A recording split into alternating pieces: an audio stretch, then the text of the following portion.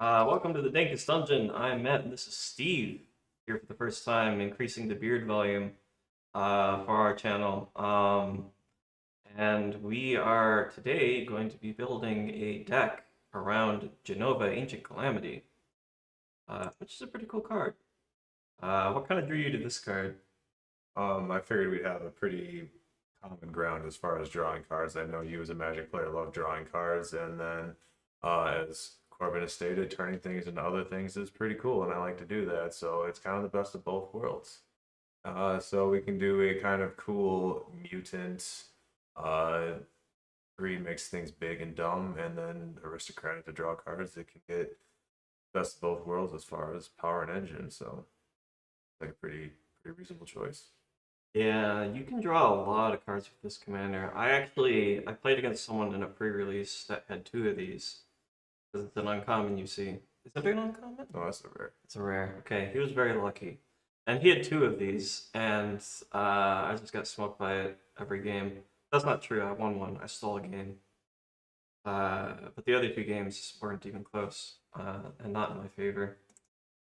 And for those of you not familiar with what the card does, in case it's a little small, at the beginning of combat in your turn, you can put a number of 1/1 counters equal to Jenova's power on up to one other target creature. That creature becomes a mutant in addition to its other types. And whenever a mutant you control dies during your turn, you draw cards equal to its power. It can get kind of ridiculous. Usually when things involving black that involve power, Wall of Blood comes to mind, and I think that actually be a pretty reasonable include for something like this because it's mommy, can we have Grizzlebrand? No, we have Grizzlebrand at home. Yeah, kind of like that. I would kind of liken it to Yawgmoth's Bargain or Necropotence, even. Like, it's kind of, pay a life, draw a card sort of a thing. And as long as you can go to combat and turn it into a mutant, or turn it into a mutant some other way, Yes. to lean into the turn things into other things strategy, this can get kind of out of hand. To that effect, well, we probably don't want to play. The name of the card. It's from Scourge, and you can pay 3 life to put one counter on something.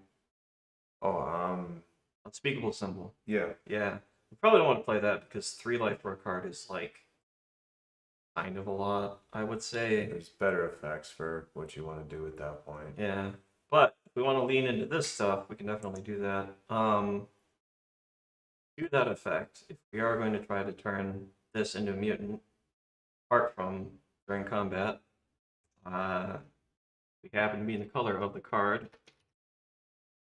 Conspiracy, which is a neat little ditty here that as an NPC, you choose a creature type, and the creatures you control are the chosen type.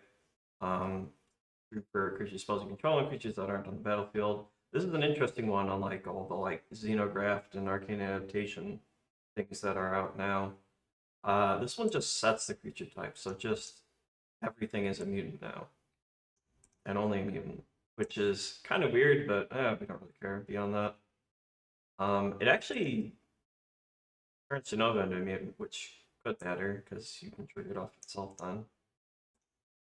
I mean, having her be an option wouldn't be bad just for in case of a board wipe. She can also pop herself because we'll probably be running something along as a Viscera Seeker or things of that nature just to be able to have that consistent sack engine. So being able to have her be an option too is not going to be bad, especially since you're probably also going to be buffing her as well to increase the amount of counters that she's putting on something else. So it makes sense to have her also chunk your life. When I was looking at her, I was also kind of thinking of like the Greven shell where you'd use like Phyrexian Soul Gorger to keep that deck going, and this could run along those similar lines. And then if you're running Conspiracy, all you got to do is just drop something like Phyrexian Soul Gorger, pop it, draw 8 cards. And then there was that Golem that is 6 power for 3 mana, draw 6 more cards, and it takes a couple creature cost reductions, and well, you're just absolutely rifling through your deck at that point. Yeah, for sure. And Soul Gorger being a A colorless creature makes that a lot easier too. Absolutely. There's just nothing but avenues for discounts that way. Yeah. Um, Similarly, Squid Nexus gives all of your creatures all the creature types, which includes mutant, notably. Which is just kind of another avenue for that. And if you have extra mana lying around, it makes you more mutants. Sweet. The Fracturing Soul Gorger you mentioned, I'll put that in here.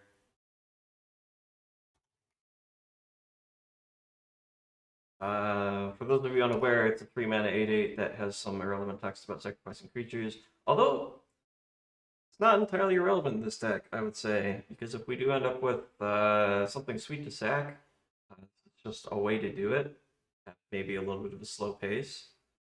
It being on our turn is very useful because Jenova only gives us cards on our turn. But we might be in some weird instance where we've got conspiracy on board. The upkeep is costs more than one creature at that point, but we have a board full of mutants, so it's actually beneficial. yeah, and if nothing else, it can sack itself. Like you just wait a turn and it will die. Pretty neat. There are some other things in the, I would say, Marwyn sphere of cards that kind of do similar things. This one is one that it does not get to play that I think would be really funny in this deck. Force of Savage's 3-mana 8/0 trample, which for those of you familiar with the game of Magic the Gathering, does not stick and play very long, which is fine with us because if we do manage to turn it into a mutant, it kills itself, and we don't need anything beyond that, and then we just draw 8 cards for 3 mana. Which I hear is pretty good. It's probably pretty decent. So that we're not perhaps all in on this,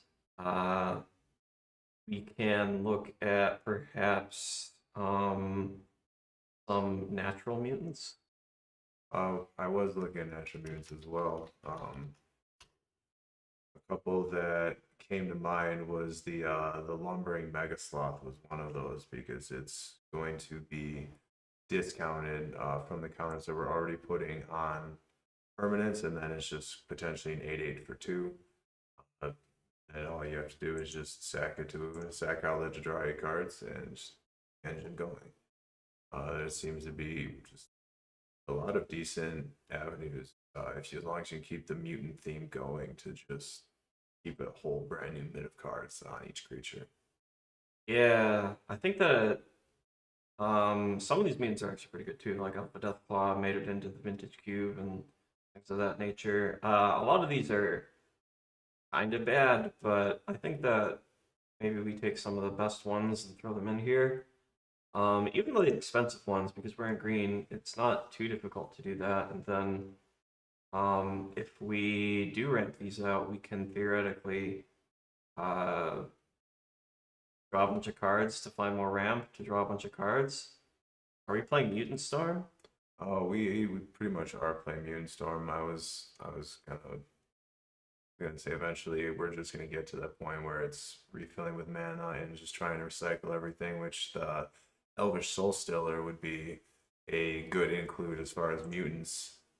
We get that Masquid Nexus on board, turns everything into mutants. The Soul Stealer can just recycle our graveyard back into our library so we don't mill ourselves out. We can keep it going if we need to. Yeah, especially since, like, even if you just name mutant, since it's a mutant, it jumps itself back in, plus any other mutants that you sacrifice, so you can just draw them again and stack them again and keep going. It's got 5 power, so if it dies, you're drawing 5 cards. That's pretty reasonable. Yeah, it's not bad. Ancient Frank. Yeah, potentially. I mean, 7 mana is not bad for an 8 power creature. That's probably okay. I don't know how many large and disgusting things we will put in here. Elvis Aberration for sure. But that used to be an uncommon, believe it or not, when it was first printed. But the I don't know. We're gonna have to maybe call some of these later, but for now, What's a mana curvy anyway? I want to play Frozen Cloadscaper because that card is very funny to me. I think Hancock would be probably a good include if everything's a mutant and he gets, one buff from your commander, then every mutant is getting an additional buff, which if they die, that's additional card. That seems very good, yeah. I was kind of looking at Lily. I wasn't super convinced on what she could do, but counters are the game. If she's making herself bigger, eventually she could be to a size that it's beneficial for her to die. Sure. I figure maybe just bounce your opinion off of what you thought on that one. Well, I guess it kind of depends on how fast we're trying to go, because if we are just trying to chain mutants and then draw cards and make mana and whatever, it's not going to be in play long enough to really double. But you can play for a turn, like that can be pretty big. We'll put it in for now. If I get rid of it later, we'll take a look. That'll be the fun part an hour from now when we're trying to cut cards. I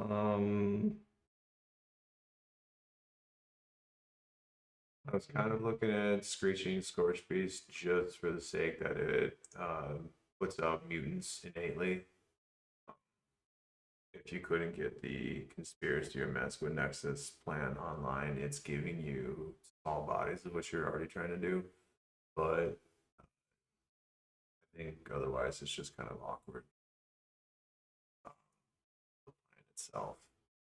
Yeah, maybe. I mean, 5 power for 6 mana is not that bad. It's not great, but it's probably okay. It kind of depends on how much mill we're going to be doing. Obviously, it gives rad counters when it enters, but I'll put it in for I'll put it in considering, which in these streams usually means it never makes the cut, but we'll think about it anyway. Strong's also something. 6 mana 7/7, but I don't really want to be Ironwood Guardian. So the reason that I'm going to put these 2 mutants in the deck, apart from the fact that land cycling is like a reasonable mechanic, is the fact that the other way that you can get large creatures into play happens to be in our colors, and that is reanimate. So, one of the things that we're going to be doing as we are trying to rip through our deck and draw cards and sack our creatures is that instead of playing another 7-drop, you can just spend 1 mana and get back the previous 7-drop. That's pretty cool. And I think another way to get good creature cards from your hand into the graveyard and also this coincidentally sack outlet would be Greater Good. Greater Good's pretty good. We're going to need a few sack outlets in the deck eventually as we go. Before I forget to mention one card I thought might be super beneficial just because it ends up on curve and then powers up our commander would be Hero's Blade. Sure. Okay. In the perfect world, we get to play this on 3, and then we get to throw, or on 2, I guess, and then we get to throw Jenova into play. I guess it kind of depends on what our curve actually looks like.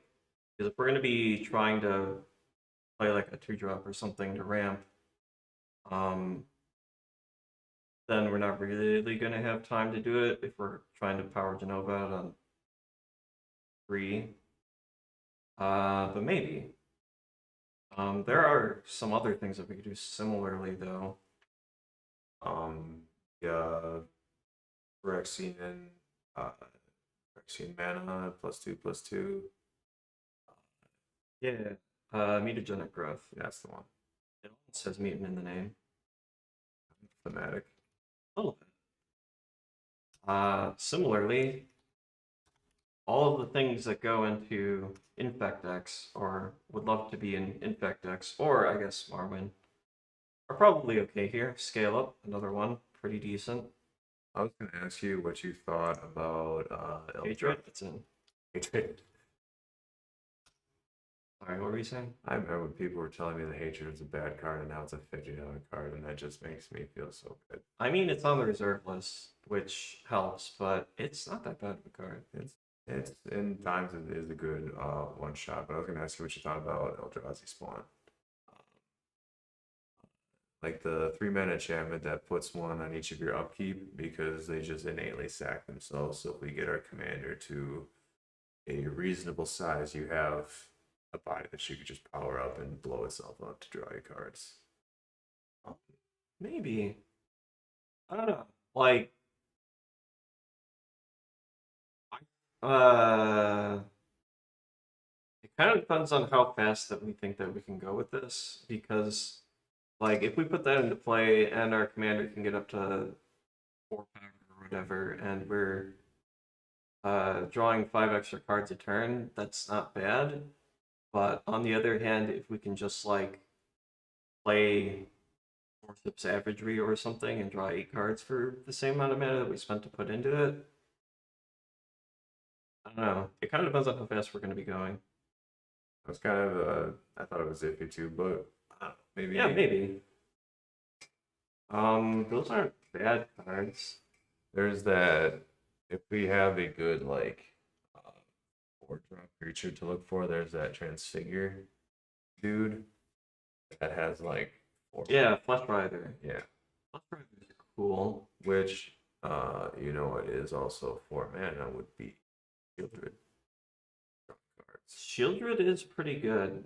Unfortunately, it doesn't kill our opponents. It just kind of gains us life, which is something that we might need. But like hear me out. Okay. If we're doing like mutants, like this is when we win with Aether Flux Reservoir, and then we've already charged ourselves up with Shieldred.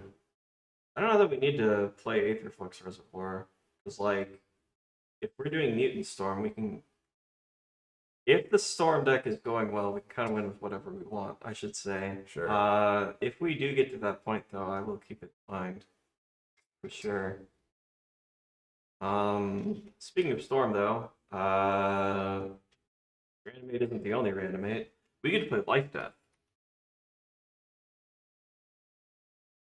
Which is a 2-mana Reanimate, and it has some flavor text about lands. Although, it's not entirely flavor text, I guess.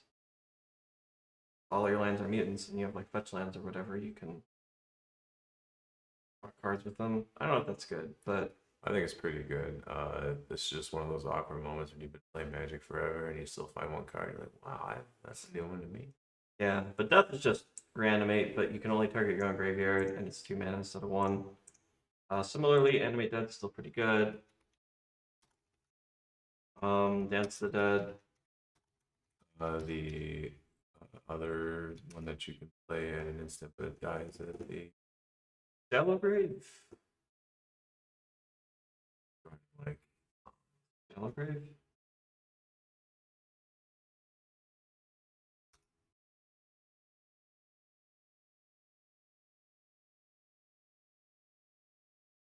actually I think it's Huh? not enchanted. Yeah. There's a bunch of oh, or are you talking about Necromancy? Yeah. Okay. Because there are a few 3-drops as well. I don't know how deep we want to go on Reanimator, but we can at least put them in for now. Maybe cut a few later. Okay, that's a lot of text. You can cast it as an instant if you do Necromancy dies, and then that does you get the thing back. Cool stuff. Victimize is probably actually not that bad in this deck. Honestly, no. It's both a way to sacrifice a mutant and a way to get more mutants back. We don't care if they're tapped because it's not like we're attacking, probably, most of the time. Although, if we did attack, we could choose Berserk. We could also probably, if we're wanting to sack things, chain sacrifices with like Eldritch Evolution. Sure, Eldritch seems good. That also fits in the mutant theme if we want to justify it that way. Yeah. Which Evolution's good. We could theoretically play Earthing Pod as well. I don't know how good our curve is for that, but it's at least something to keep in the back of our mind. Being Absolutely. like turning Alpha Deathclaw into Ancient Frank Morgan and drawing 6 cards seems pretty funny. But beyond that, right now, maybe not. There is that DFC elf that you sack. Cycle for at least, yeah. I have a thing that lets us put multiple MDFCs in. And if we want to, we can keep them, but we're probably going to get rid of... Actually, Agadeem's Awakening is probably not that bad. Witchworks Battle is another way to kill our own stuff, too.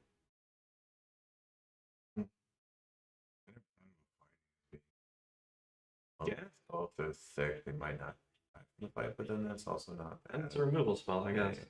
Yeah, and if nothing else, like, the reason we're playing it is because it's land. Cool. Although, speaking of lands that kill our own creatures, Arctian Tower and so yep,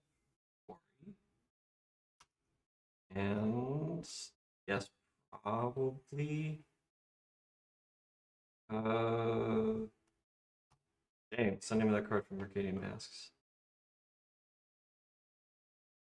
Oh, I have so many copies of this card. Only can sack the creature to gain a life. Oh. Okay. Yeah.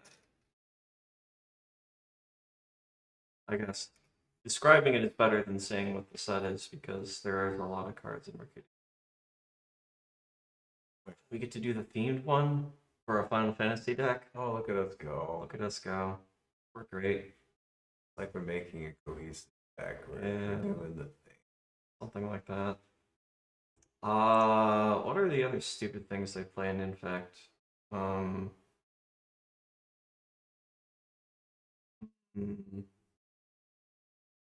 Become Immense? Do we want to play Become Immense? It is a delve spell that gives +6/+6. I was gonna ask you what you thought about Gigantiform.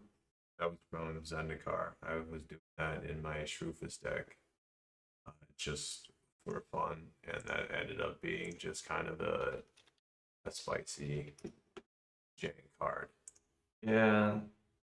You're not gonna hit the kicker, obviously, but making it an 8/8 for 5 is pretty reasonable because then by combat it's going to put 8 counters on something else. And it's the turn after our commander, so it curves out. And I thought it might be neat. Yeah, maybe. Not that bad. I'll put it in for now. It does curve from our commander nicely. Like we do that into the other thing. Speaking of curves, how do we want to provide mana for this deck? Well, you showed me this pretty neat enchantment. Okay. Before. Apart from that, okay, I'm gonna put that in right now.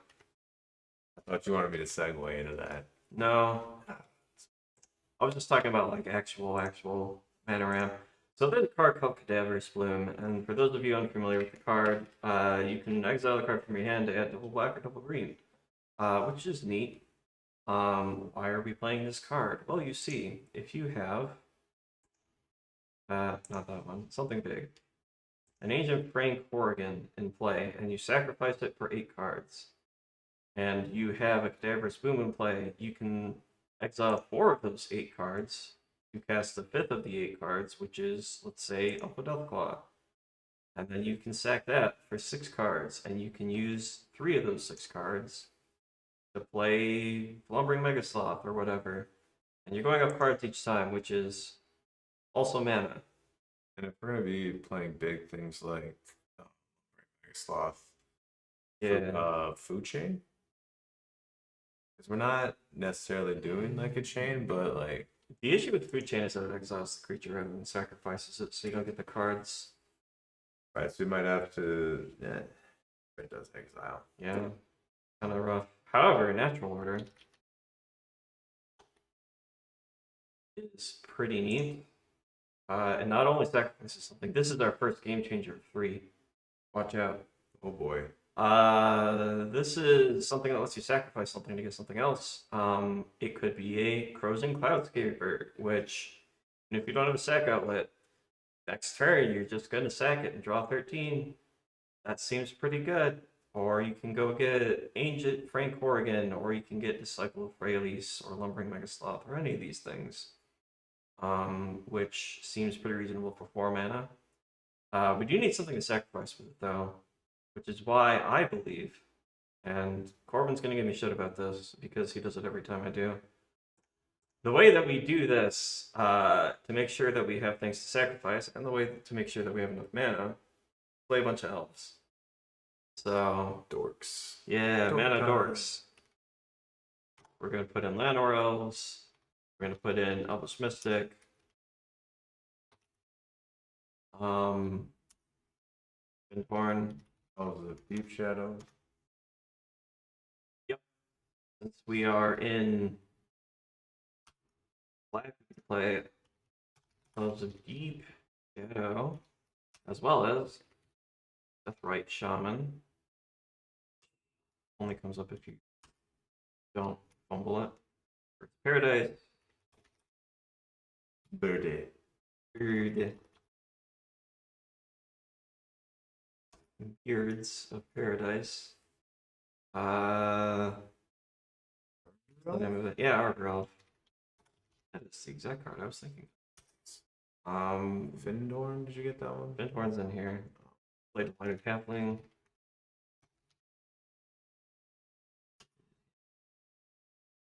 I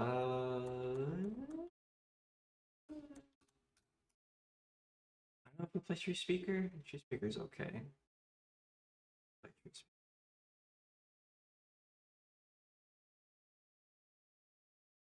Maester Seymour is pretty neat, honestly. At the beginning of combat, every turn you put 1/1 counters, equal its power on another target creature. Cool. So the joke here is that you can take Jenova's counters and put them on Seymour, and Seymour's counters and put them on Jenova. They both get very big very quickly. And by quickly I mean kind of slowly, unless you've got a good way to start it off. But we will put it in for now. I don't know if it's going to really fit what we're trying to do with the deck, but it is a reasonable way to grind up some stuff. I am going to swap these to tags, as I usually do, so I can see what's going on. Got these ramp creatures and a bunch of things that are not currently tagged that I'm going to tag. Should be fun. Kinda.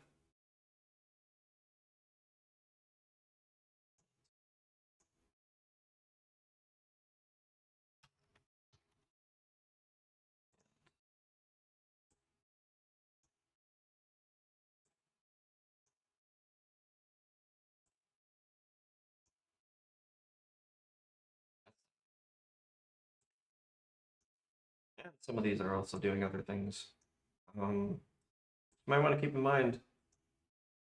I guess if Grandma makes the cut, Master Seymour probably does too, if we're on that life. This is track of how many actual mutants we have.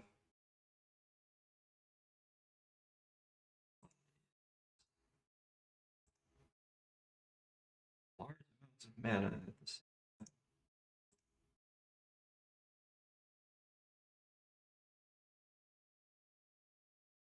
Four.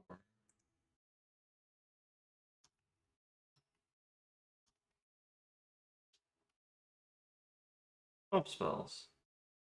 They're good for Jenova as well as the things we're sacrificing. How big they are. You know, since we're pumping so many mutants in, only fitting in more Professor X theme. Go. True. Fair. Rise of the Witch King.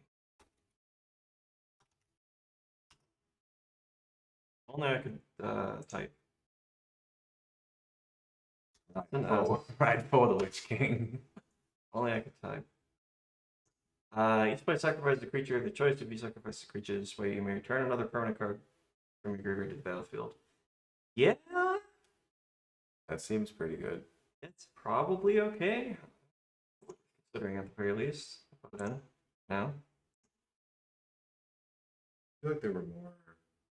You can sometimes lose you the game if you make Jenova herself too big and or a mutant. Yeah.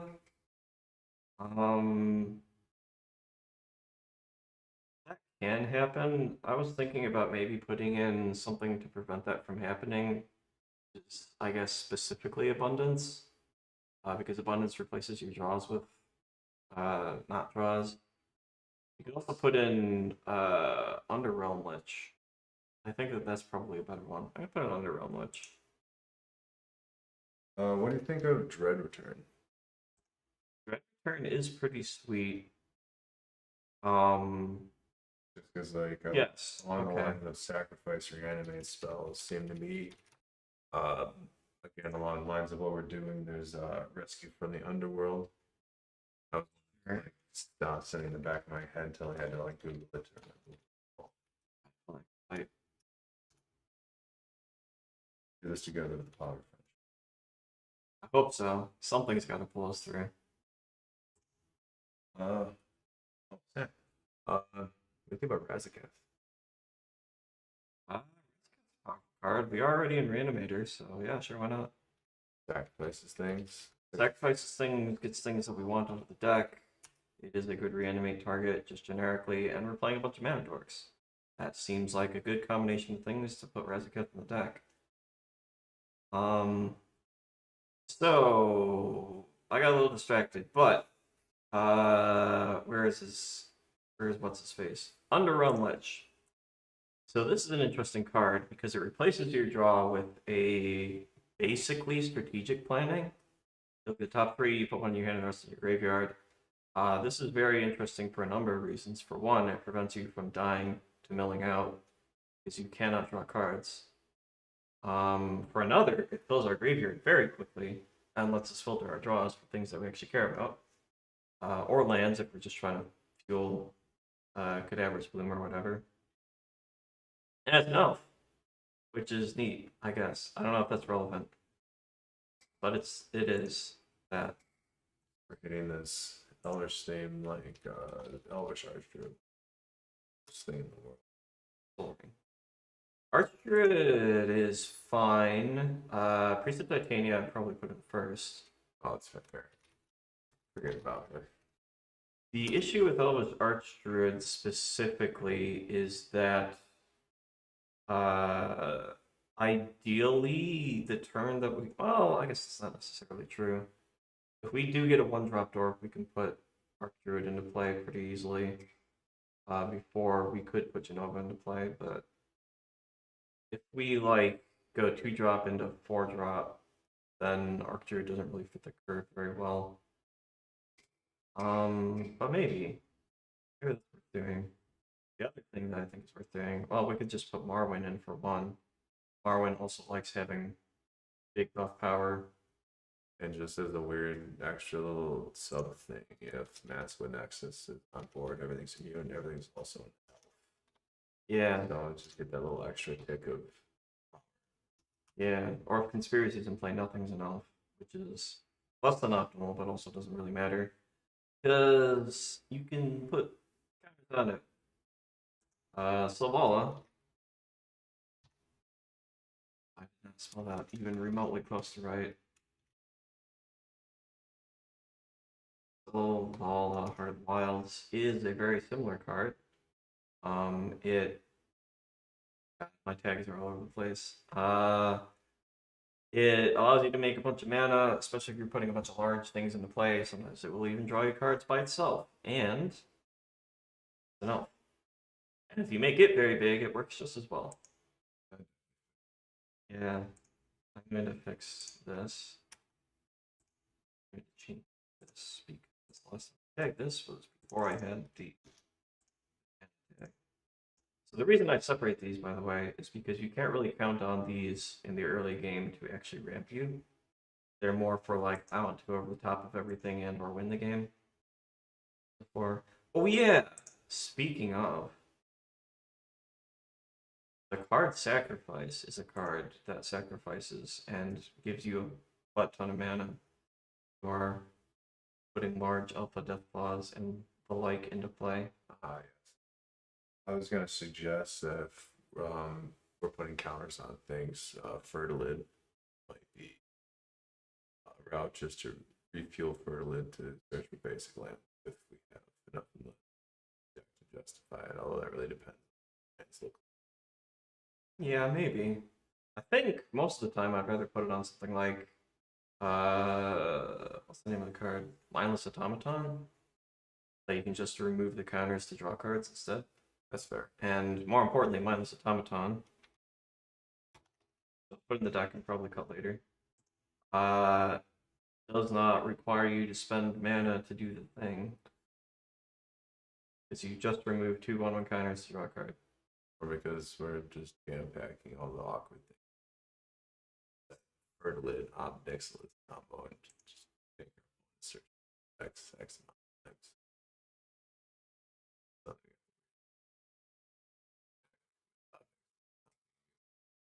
I'm going on a weird tangent. That's kind of a neat combo, but yeah, not really what we're trying to do here. It's cool though. You're just trying to justify fertilid, like moving on. That's fair. I have had fertilid in decks before. It was okay.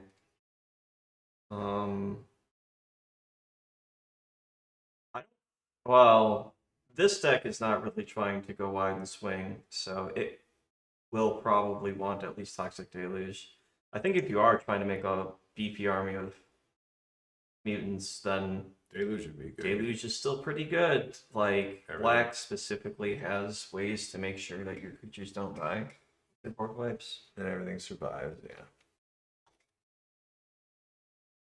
So Deluge is probably worth playing. We're not super high on interaction at the moment. We probably need to fix that as I'm fixing the tag.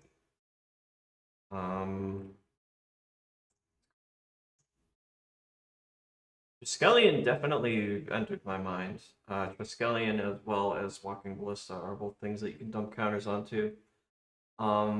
It's escaping my memory. There was a green enchantment I ran in my Omnath deck. The one that when a creature dies, you put X counters on target creature, where X is the power of the creature that died. Death's Presence. Yeah, that's the one. Oh, not too bad. It is a 6-mana enchantment, which we can justify these creatures, but Enchantments are pushing it, sure. just because we can't really like reanimate them or whatever. But it is very powerful if it's in play, especially in this deck. I believe this one also has a Final Fantasy. Or close enough. Someone's screaming now. Huh? It's not the same, Matt. Thought for sure. Whatever. It's well, sort of. Oh yeah, we put this in the deck. Creature is graveyard return. And it's like, yep. You are.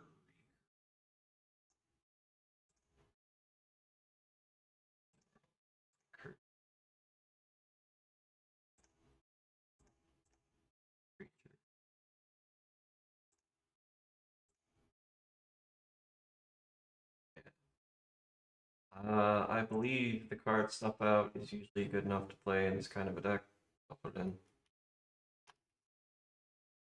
Kind of conflicts with our whole hatred plan. We're getting to that. If we've got that enchantment, that gives us the when we try things, enchantment creature that triples mana from mana sources. That work there? I think Nyx Bloom Ancient's only when you tap. But I'll look. There is a Final Fantasy version of this. Yeah, tapping up a permanent for mana. It doesn't really work with that. It does work with like Savala and stuff. It is a 7 mana 5/5 though, which is I don't know.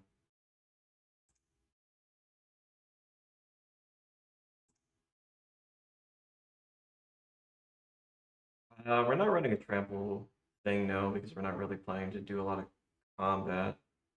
If we were, Ride the Shoot Puff is like kind of okay, I think. I think if we wanted combat in there, It doesn't give trample. I'm an idiot. Why did I think it could trample? I don't know. whatever. There's a creature that gives trample to all of your creatures. 1/1 counters on them though. There's like 2 or 3 of them actually. Yeah, there is. But we're not really doing that. I mean, at that point, you just run Magnetic. Give them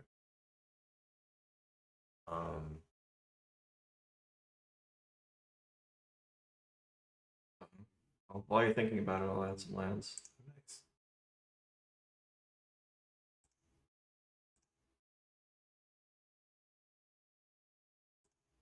This doesn't exactly give you combat, but or excuse me, but if combat was the game, think Wild Beast. We got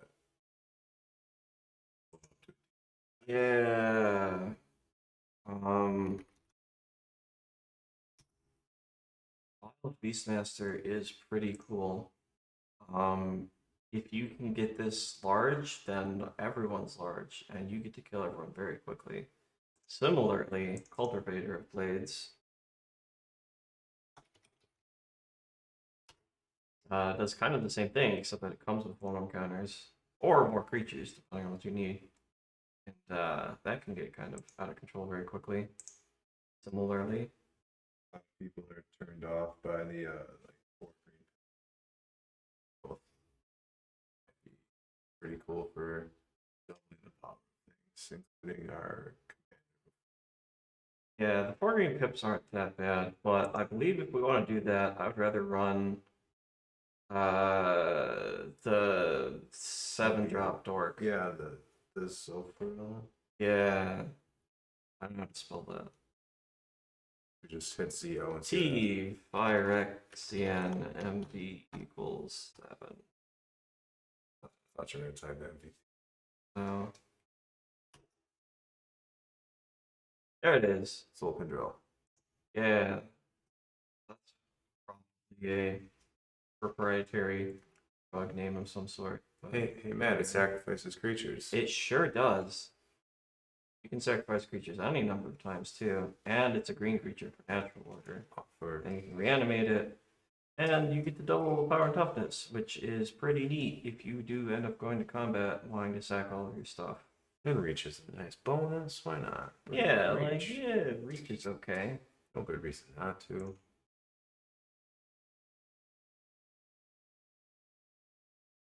Do we want that 3-mana enchantment that doubles counters when they go on things? Probably not. So the reason why the card is interesting is if you are playing a more grindy deck and trying to bounce back counters with this and other things. What's his name? Seymour. Or you're trying to do things with Granny and what's her face, and you're trying to do a bunch of 1/1 counter stuff. That's pretty good because you get to put a bunch of 1/1 counters on stuff all the time. In this deck, like you only get to do this once a turn, which is neat, but it's only once a turn. Sure. And we don't have all that many 1/1 counter things in here beyond that. Yeah, branching evolution, that one. So I don't know that that's necessarily worth it. Similarly, I don't think any of the... There's like a 4-drop that doubles counters, that's a creature, and a 2-drop that adds an additional counter. We're not going to be running... Well, I guess we could run Psychosis Crawler as a win con. I was kind of thinking... we get to some point where we just kind of loop stuff, or Ballista, I guess. There's the depending on how many times we cycle through getting stuff in the graveyard, there's that Gravestorm. Yeah, we could run Bitter Ordeal. That card is very funny. I'm gonna bring it up. We're probably not gonna play it, but I'm gonna bring it up because I like that card. Yeah, Jared might be okay. We were talking about that a little bit. So, Bitter Ordeal, for each card put in a graveyard this turn, you get to copy it, and you just get to tear through everyone's deck and exile all their cards. If you do it enough times. It doesn't really do anything of the rest of the time. Although it is very funny against some very specific decks. Like, if their only win con is Last Oracle, and you're like, I'll pay 3 mana and exile it from your deck. And they're like, but now I can't win the game. Like, build better decks. This is one of those cards where it's good if you have a good base knowledge of the game and what is like the hinge pin in certain decks, then you could probably cripple a deck and justify running it for that reason.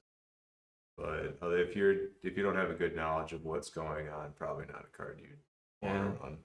It is pretty high on the clown scale, which always makes things happy for me. In case you weren't aware, I like to rate certain cards on the clown scale, like clock spinning and other things that you've seen Corbin play. Where you get to clown on people for Anything he's pretty much running thematically for a few months at a time. sometimes, yeah. Sometimes other things, but yeah, this card's pretty good there. I'll put it in for now. If we can figure out a better win condition, we can do that. That is the only Gravestorm card. Yep. It is the only card that has ever been printed with Gravestorm. This is a post. Spells that trigger off sacrificing a creature to pump equal to that creature's power.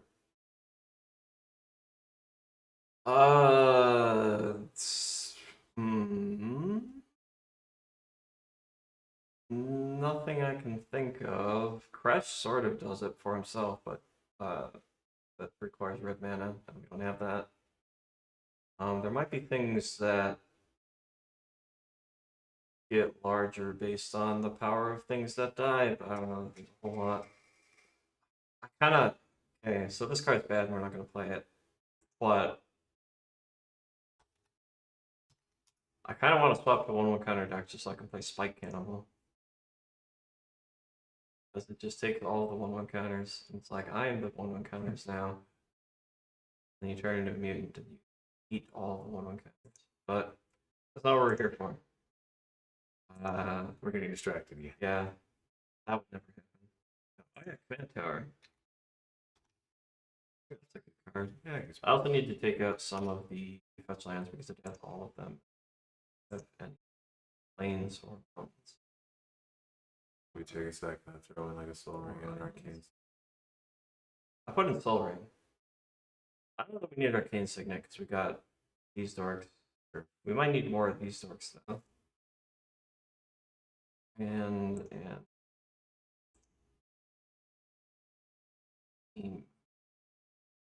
Scalding Tarn. Yeah. I did not want to put it. I consider it a little. Boris. Stronghold is a card that I will always play in any kind of a deck that has black and puts creatures in the graveyard.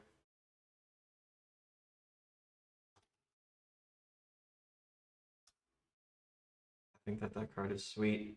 It is unfortunately on the reserve list, but just getting back things that you have sacrificed is a neat one. Shifting Woodlands too. Phyrexian Reclamation.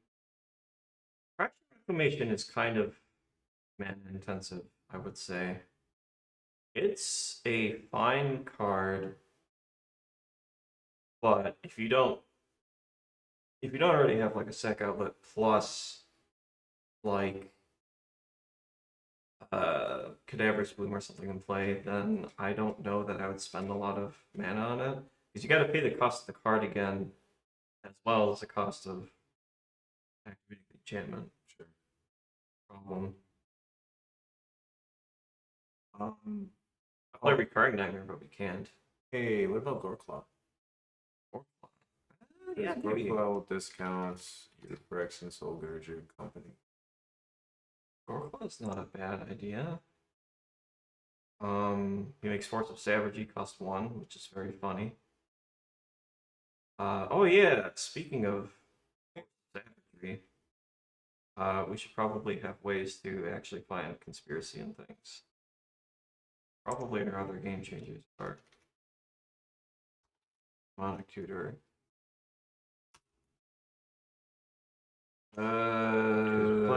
Flesh Rider is No. I don't know if we want Vampire Tutor. I mean, we do want Vampire Tutor, but I don't know if we want to waste the thing on it.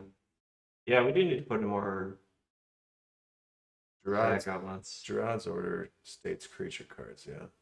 Yeah. Doesn't quite work. Grim Tutor is fine. Double black, kind of annoying, but other than that, I don't think, as much as I would like to put the Siege the Mirror in here, because it can put direct Masquerade Nexus directly on the stack, it is triple black, and I don't know how triple black we're going to be here. Speaking of triple black, and maybe Cabal Ritual. Put in for now. Something. What was I just thinking about? Free sack outlets, yeah. We are going to want Alter Dementia because it mills us, which is neat, and probably Carrion Feeder because it gets big.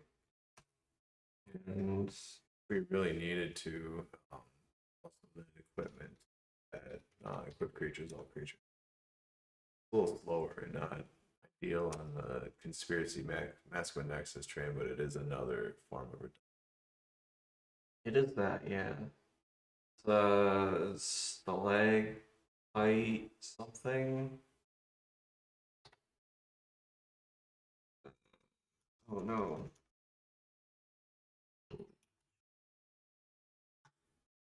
Fight. Quit. Which reminds me, we should type.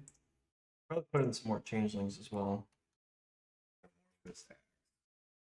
Really? There's a different one. 'Cause I know that there's another one too. It's 2-mana equip. Equips +3/+, so and so. Yeah, there's a little stabby stick too that does it. I don't remember. I don't. Does that not exist? Why can I not find these things? Create a different color. Let's call this. Maybe I'm an idiot. Why can't I find the axe though? You'll find the axe with this. What does it? What does it read? Every creature type. Put an S on the end.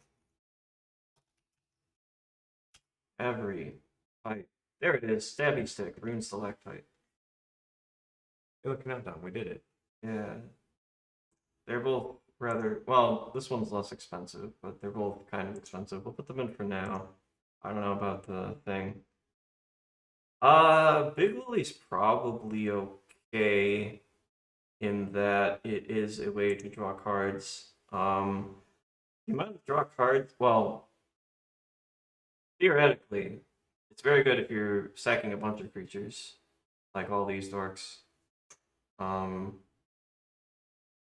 But it only draws one card for each, which is less good when you're trying to sack fast creepers and things, because percentage-wise it's not that great. And 6 mana is fine, but our curve is also not as bad as I thought. Granted, It's we're not great. granted be relying on an enchantment again, but Death's Presence. That's what I did in Omnath. Was I sacked Omnath, and his power went to the mana dorks, and they became enormous. Chain went on. We could probably run some. Yeah, I put that in here. I've seen that before. I figured. That's over here. That's presence. Remember we looked it up? It's got Warhammer. Yeah, I thought maybe it would solve the problem that the dorks would be too small. Oh, no. I'm not saying that the dorks are too small. I'm saying that, like, if you are sacking dorks, Liliana is really good because it cares about the number of things you sacrifice. Oh, okay, gotcha. Whereas we're trying to sacrifice one large thing a few times. So it only adds, like, 1 to the number of cards that we're drawing each of those times. Gotcha. Okay. So it's kind of a matter of scale. And the fact that it's 6 mana that you have to put into play first, it's not even creatures, you can reanimate it. Oh yeah, Entomb. And other similar things. Buried Alive, and What do you think about Berserk? I really like Berserk, but you'd have to go to combat. I mean, that's worth it. Open it now because I want to run it. Unmarked Grave. We can also play Lively Dirge. I was about to ask you if we could play Lively Dirge. Meant to be. Lively Dirge, I like it a lot better when you have a 4-drop that you want because you can tutor it out, but just as a way to like throw something into your graveyard is not that bad. Nightwalk Intent's a good idea, yeah.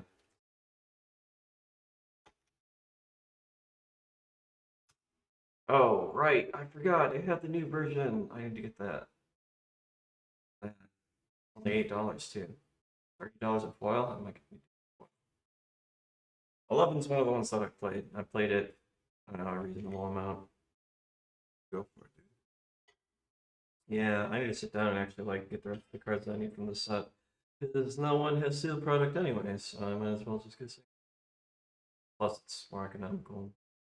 Well, anyway. There was something stupid I was gonna say. When I was looking at Entomb. Right. Patriarch's Bidding is a Magic the Gathering card that I would very much like to play. So, I got 15 pieces of recursion. Patriarch's Bidding says each player chooses a creature type and returns all creatures of the chosen type from their graveyards to the battlefield. If you choose mutant, you're gonna have a good time, and no one else is, probably. Darkroom's probably a little too slow. Kind of the same thing with setting up. What about the classic one where you sack your board and then recur graveyard? Yeah, that kills Jenova. That's the problem. We draw a boatload of cards on her. Yeah. Sure, and I guess we do have sack outlets to go to Jenova. Yeah, I guess we could play Living Death.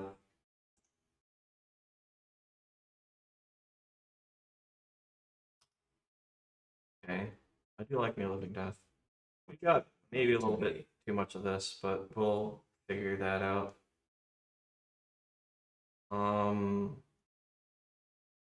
There's another one with Foretell, but it's like 7 mana. But you do choose a creature type and all that. I don't think we need to go that deep. I think one of that effect or two is probably sufficient. I'd find prototype in there as well For the thing? thick boys that cost nothing. Maybe. I don't want to have too many non-mute creatures that just.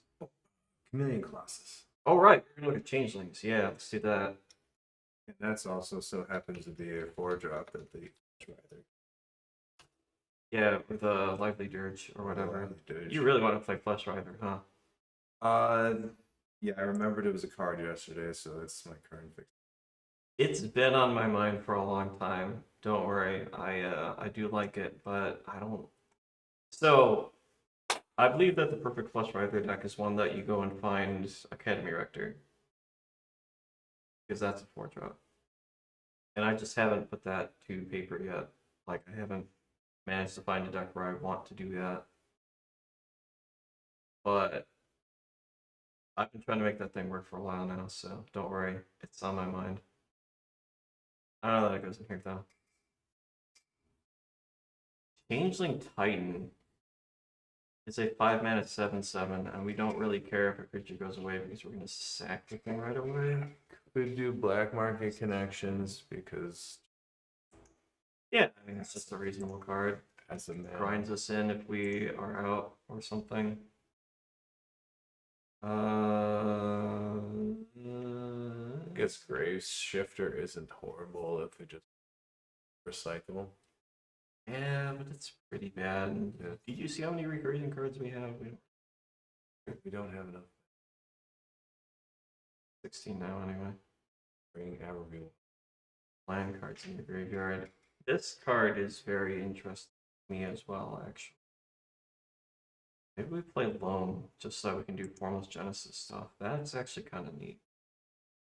And that just having death touch. Have in your back pocket. Yeah, sure, it doesn't hurt.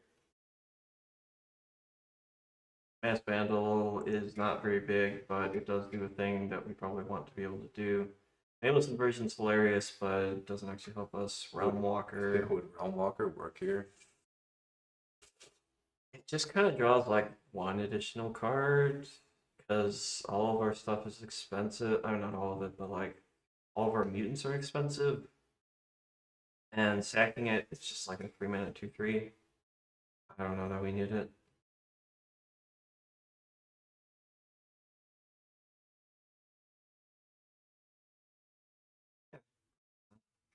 Braxton Tower's already in. Watchful Radstag. Radstag. How does that get bigger again? Evolve. Evolve? That's probably not that bad, actually. It just adds more mutant bodies because it copies itself. We'll eventually have like Sacrifice? Yeah. Yeah, that seems okay. Where'd he go? kinship for buffing. I've been a big fan of Banner of Kinship lately for anything that's kind of kindred. Probably Banner. Is that we're not gonna have all that many mutants in play at one time unless we already have Conspiracy in play? Sure, and then we're at a win more. Yeah, I think it's a little win more in the stack. If we were trying to go wide with mutants, I think that would be a pretty decent card. I feel like we're missing like we weren't trying to bump the.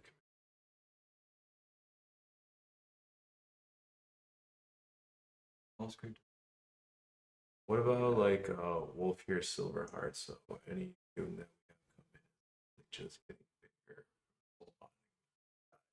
Silverheart's not that bad. Yeah, put it in. I don't know if it's gonna make the final cut, but I can't spell for shit. I mean, actually, I can't type. Is the difference? I remember this card in standard. It's pretty cool.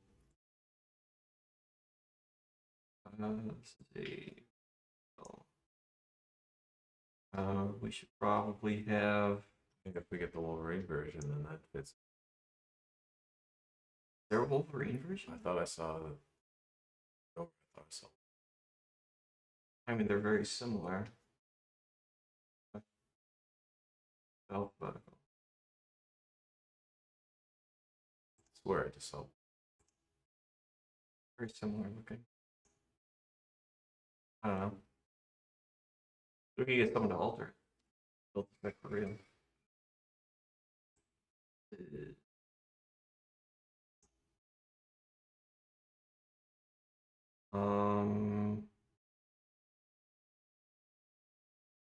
Real quick. We got a lot of 3-drops, which is kind of surprising because I kind of expected it to all be down here. Okay, we need to add some lands. How about Besaging and Takenuma?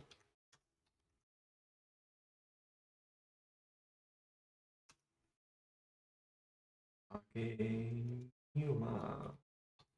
Right here. We're at 24. 24 is not enough.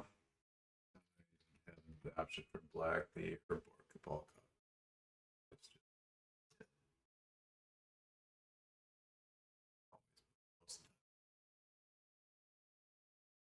Yeah.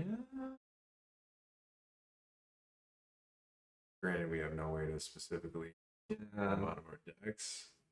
Yeah, that's kind of the difficult part, is we're not really searching for those kinds of things, and it is kind of difficult to justify Cabal Coffers if you don't have Urborg in play. And Urborg doesn't really do anything. I mean, it adds a little bit of black mana, but we have a lot of green stuff, like a lot of green. Okay, let's add the Verge. That card's pretty good. It's this one. Anything Sad. green, do we have a Maya then? That might's probably okay. There we go. I don't have a tag, don't Never played this card in my life. No more magic. Oh.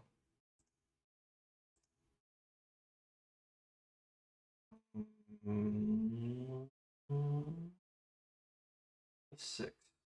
Maya. Yeah, Maya is especially good because we have in the deck that could be useful. Berserk, that's what I was. Yeah, Berserk's in here. That's the Wolverine art I saw. Oh yeah. Yeah, that is. Nice. Good call.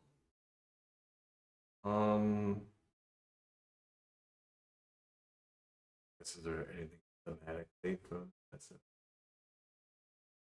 From the Wolverine Secret Lair? Arr. How did maybe there is.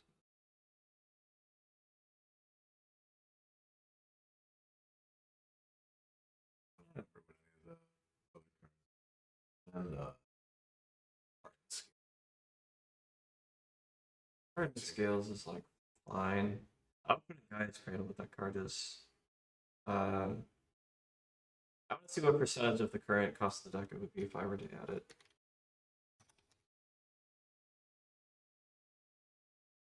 It more than doubles it. Okay, that's stupid. Why would that happen? This sucks. Okay. Well, you should play Guy's Cradle because the card's really good in the deck, but I'll put a Necklace though. Or Free Tree? Free Tree Cities. oh, that's right. That's a card. It would be, you'd normally name Elf with it, but I don't know. Maybe that's, Necklace is probably better. Generally speaking, could play both, but I don't think. I don't even know that this will be that good.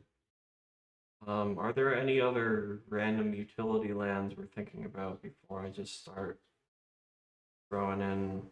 Oh, right. No, never mind.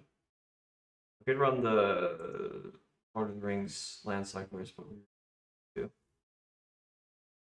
Got 3 mutant land cyclers. Good evolve. Mutant. Killed it. You're not wrong.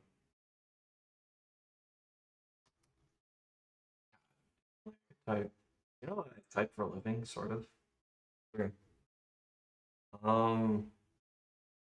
Mutable being a changeling means that something all creature types. It's a mutant. That's pretty cool. On a land. Sometimes it's relevant. We're not really protecting Jenova at all. It's just kind of a big removal target. That might be something of concern that we'll need to look at later. Our removal suite is also sparse, I would say. Oh, I need text on this. That's older versions of what I do now. Still pretty sparse though. I guess if we are going in the direction of interaction, if we're constantly having our own things die just to do things, then Grave Pact is. True. In general, we don't care like a whole lot about what our opponents are doing, but Ooh, attrition. attrition's okay. It does require you to have a target to work. I'll put it in. I like that card.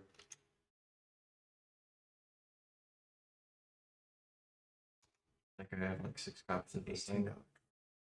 Is it? Definitely don't anymore.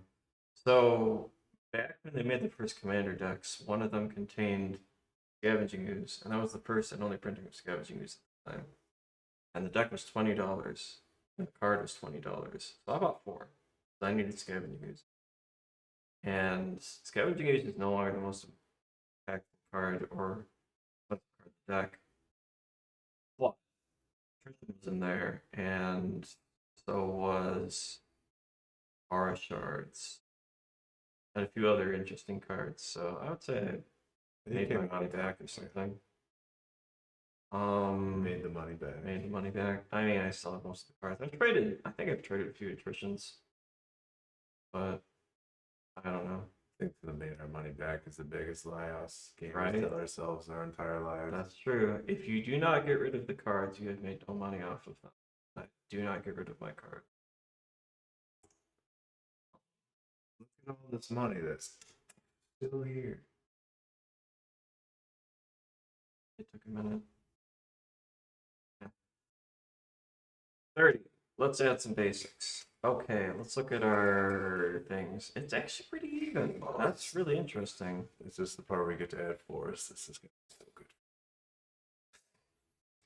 1, 2 forests. That's all. Oh, put in a third one. We do want to go more for green than black, even though the colors are approximately even. Just because, like, all of our ramp is in green, and that's kind of important. First for sure.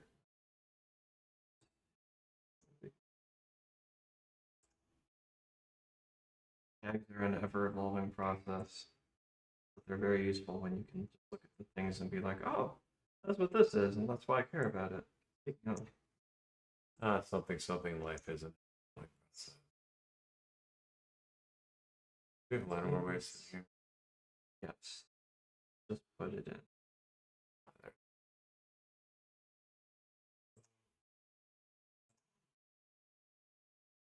Hmm. We do only have 2 game changers. Are you ever a temple? Yeah. Like in this case, Temple of Melody. Not really, but especially not since they printed the surveil lands, because they're just better and you don't want a ton of tap lands. Not that I like wanted, but I was curious what you thought about Yeah. temples. Temples are reasonable budget lands that I would not be embarrassed to play, but I will not be playing in any of my decks most of the time. Is how I would put it. Your first house. Yeah. Especially when we've got Underground Mortuary. Sounds pretty sweet. We don't really need a Reliquary Tower, at least I hope not. The thing with Reliquary Tower is that if you are not a control deck, if you just can't finish your combo turn and you have 20 cards in hand, you can just keep 7 good cards and probably be fine and just combo out next turn. Like, there are occasions when, oh no, the 9th card I discarded was very important. But most of the time, it just kind of doesn't matter. And also, since we are a graveyard deck, sometimes we do actually want to discard the hand size, and Reliquary Tower prevents you from doing that. 3-Tree City, I just don't think that we're going to have enough mutants in play, and elves are also kind of divided. Like, even with all these elves in the deck, like, I'm not expecting Priest of Titania to tap for more than 2 most of the time. Oh, if we're discarding things at the turns or Conrad is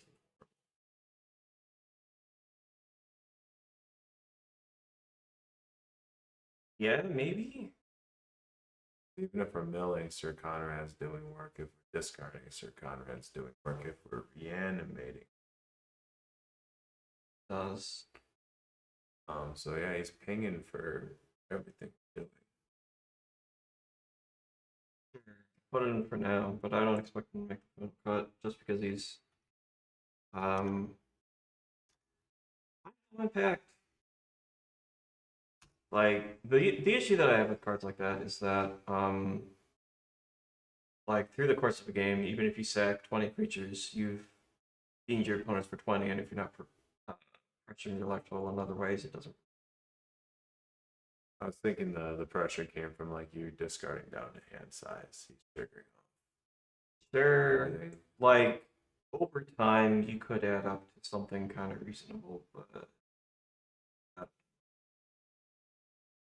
even with 3-Tree City, like I mean, even with Massive Nexus and Conspiracy, it is good if you have those cards. The problem is the rest of the time it's just a colorless land. Sure. And 3-Tree City versus Basic Forest, most of the time I prefer Basic Forest. It's only in very specific situations where you have Conspiracy in play. 3-Tree City then suddenly becomes like 4 mana sometimes. I don't expect us to have a lot of creatures in play concurrently is kind of the thing. So we have 119 cards, which is too many. I'm going to sort by mana curve, and we're going to look at these, and we're going to see what things we really actually want. These two are giant mutants, we're keeping them. Cat is busted. Keeping that. Pretty much anything you want. Yep. This is a land. This is sort of a land. This is a large or mutant, and this thing is pretty nuts if we can get it in play, and it's a sack outlet sort of. I think that that's probably safe as well. Again, pretty much everything we want. Yeah. Land.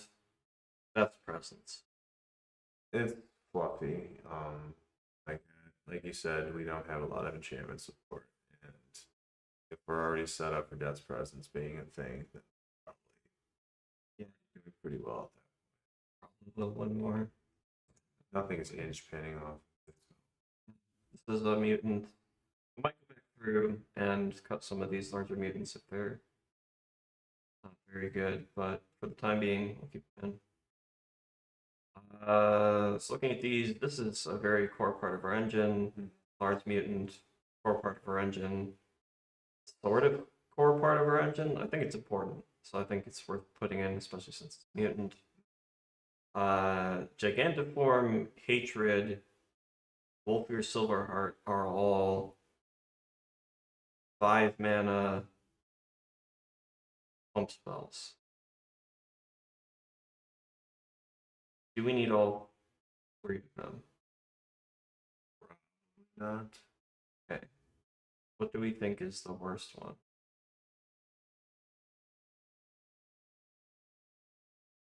Honestly, it's hard to say because Wolfear Silverheart will just going.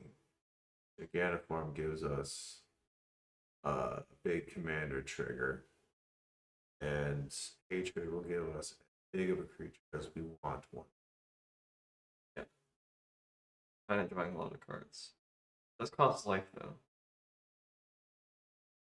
I like this one the most because A, it's a green creature, which matters, and B, like the fact that you can keep soul bonding it, or just put it on your commander if you're in grind mode. Pretty neat. I think if we were to absolutely pick between them, I think cut Gigantiform because Hatred can just be used alternatively as your opponent's commander is attacking one of your other opponents, while just Hatred. It is very funny to do that. Yes, that puts it on the clown scale, I believe. Yeah, and it can draw you a bunch of cards, or it can just make a creature really big. I think it's probably fine. Rescue from the Other World costs 5? I thought that was only a 3-drop. Maybe we don't play that. Costs 5, yeah. I guess yeah, for 5 mana, it's not good.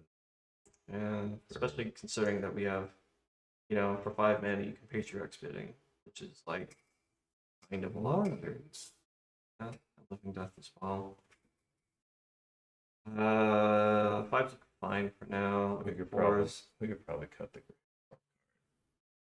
Yeah, I suppose so.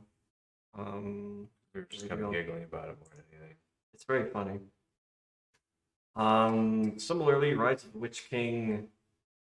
It does sack a creature and get a creature back for 4 mana as a sorcery. Actually, it's a permanent, so that might be relevant. I mean, that is true. You can get any permanent back. Like the let's see, Sure. Okay, that's probably enough. I don't think we want the grandma though.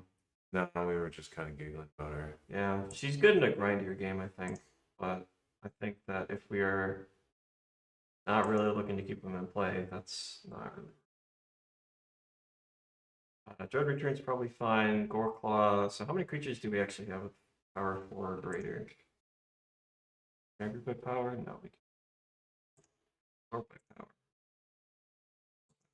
That sucks. Maybe just change it to like visual for a second, and we can. Sure. Visual grid. Okay. Let's group by type, so we can look at all the creatures. Here's our creatures. This one, 4 greater? Yeah. 1, 2, 3, 4, 5, 6, 7, 8, 9, 10, 11, 12, 13, 14, 15, 16, 17, 18. 18's not bad. I don't know how many of those we actually want to cast. 18's not bad, especially like the land cyclers. Well, I guess sometimes we're going to want to cast them, otherwise we wouldn't attack. Okay. You're on my watch list, but for now, Thin ice core. you're on thin ice. Get your act together. Go back to mana value. I guess we can keep it a visual grid. It's probably easier to look at for people who don't know all of the cards. And even for people who do, I suppose. It's easier to see. Do we have Mindless Automaton? It draws a bunch of cards, but so do every literal mutant in the deck. Not even really using the commander to pump things.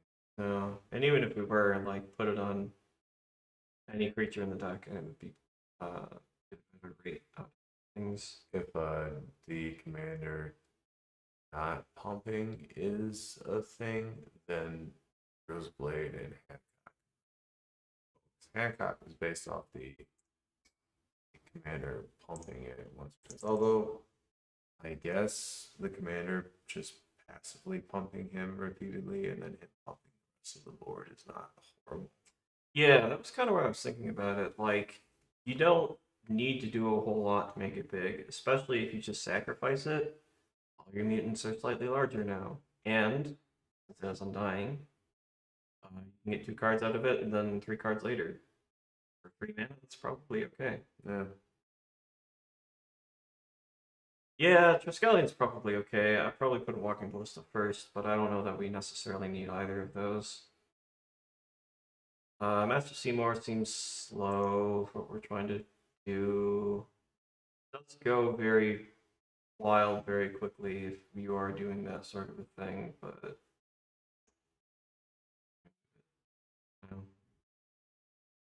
these are lands, tutors, and stuff.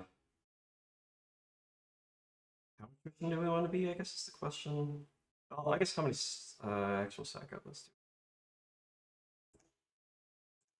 I don't have them all tagged as sack outlet thing. I'm gonna change it back next. Sack outlet is something that I have in the past tagged and not tagged. I'm certain where I fall on that.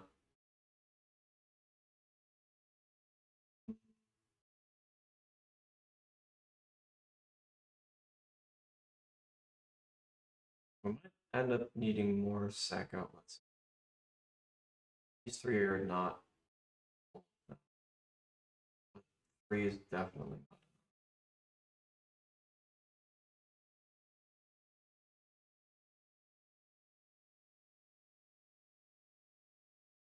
Yeah, it is. I mean, we got like a couple things to do it. Like repeatable ways to sacrifice things. But that might be important.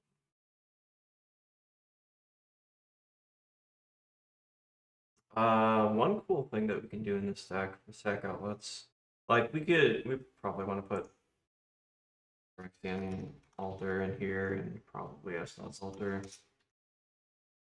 Even though Ashnod doesn't really help us with colored sources.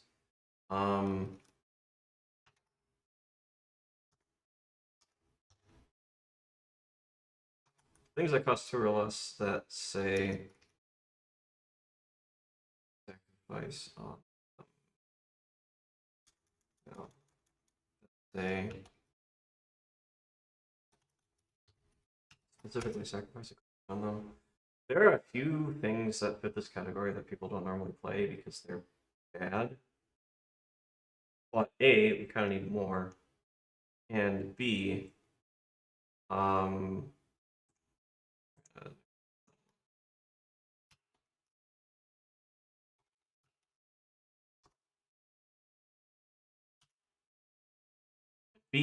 uh, some of them pump themselves, which is normally not something that you care about.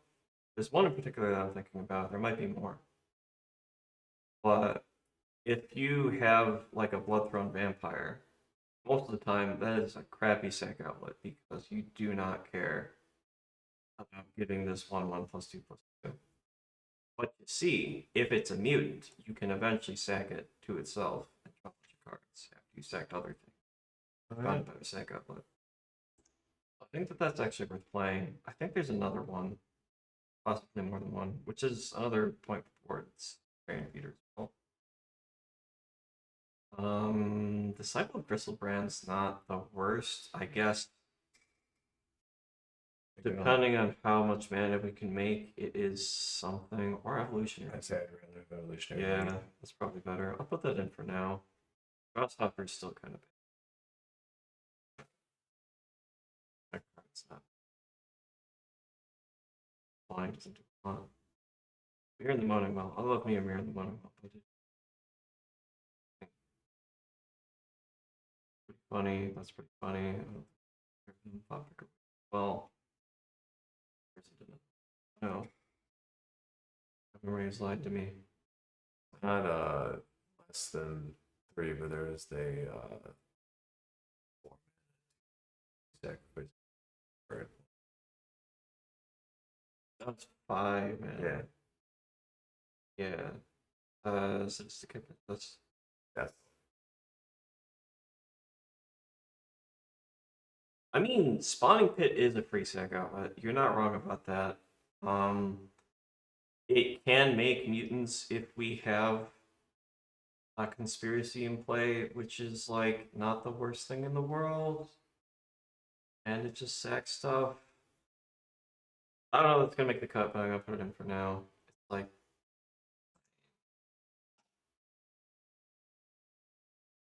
there are a bunch of free drops that also get like or whatever.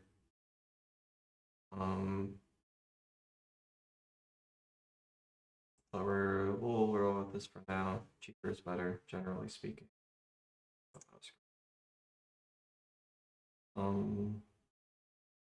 Good news. I brought us back up to 117 cards.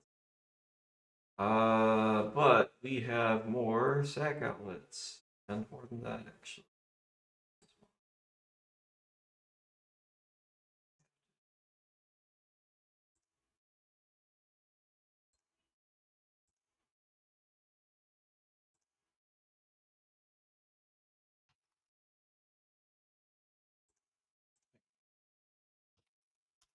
Probably split those up, but since it's like that for now, I'm not gonna change anything. This is kind of a sack outlet. I could make that a global tag, but it's a little hard to call that a sack outlet. It's fine. It might be. Sack out the more that's a pump spell. Yes and no. Probably. Actually, if we had like, if we're doing these random equipments, if there was like some kind of an equipment theme we could have going on, then we could go grab the blood-soaked. No. Or there's an equipment that you can sacrifice a creature to equip it with something, and it gives it +4/+2, which is like Demon Mail Hull Brick. yeah, which is actually not the worst because it's both a sack outlet and a way to pump things. Maybe that's fine. It's like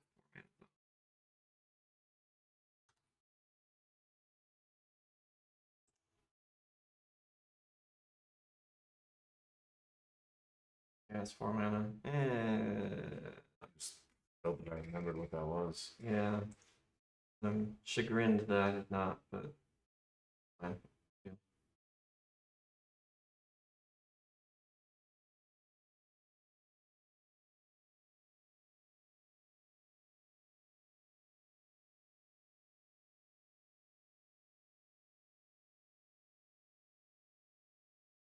Culling Ritual is that we're playing a lot of mana dorks, and we want to kind of sack those, and also it kills a bunch of our sack outlets. If we weren't doing that, that would be like kind of okay. Any? If Henny, which one? Oh, right, that is a sack outlet, isn't it? I don't know that I would probably play that. So, when we get into the realm of uh,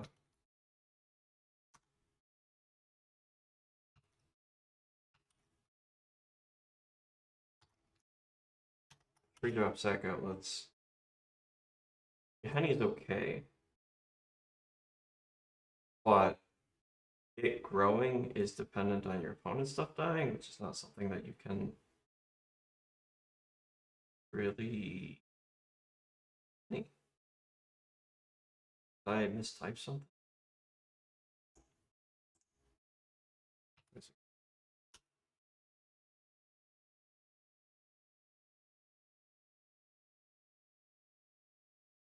Is it not sacrifice?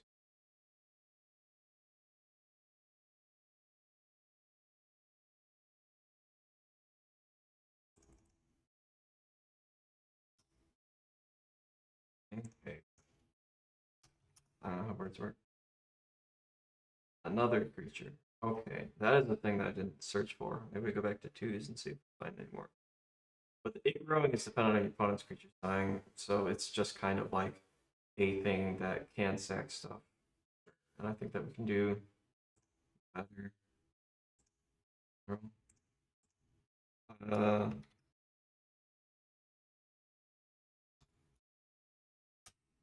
Anything in this realm? Yes. Is there anything good? Fiend Artisan. Fiend Artisan's kind of neat.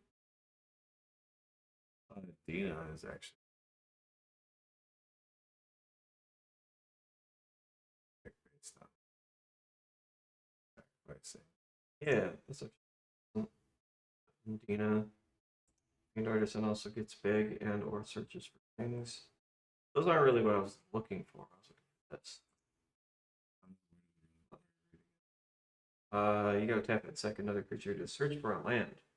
It is a way to find, like, you have a Maya or whatever, but Or gets a Phyrexian Tower for more sack outlets. yeah. I guess depends on how bad you really wins. I don't know what we do. I would agree that the Demon Mail is better than the Hero's Blade, but probably good. Hey, look, we cut it down to 120 from 119. Okay, let's go back to this. Yeah, we're so good. Visual stacks. Good.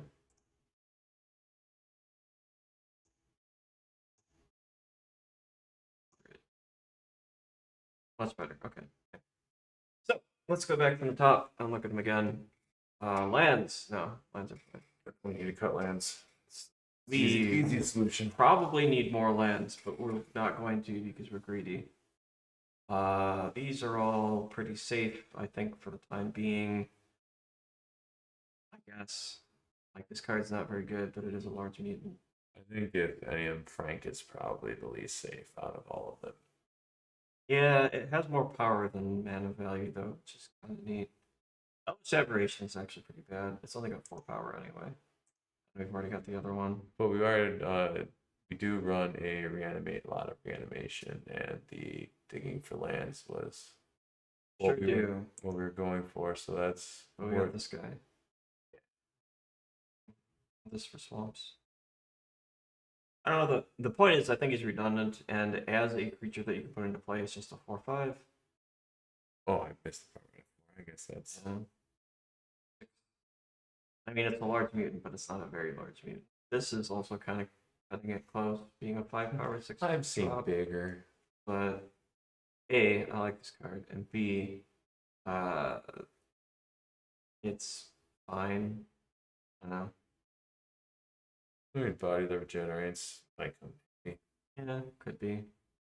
How do we look at Conrad here? You weren't sold on Conrad, and it's not like my heart's attached to him. So for the sake of cutting, He is pretty neat. I just don't think that he's necessary, is I guess the point.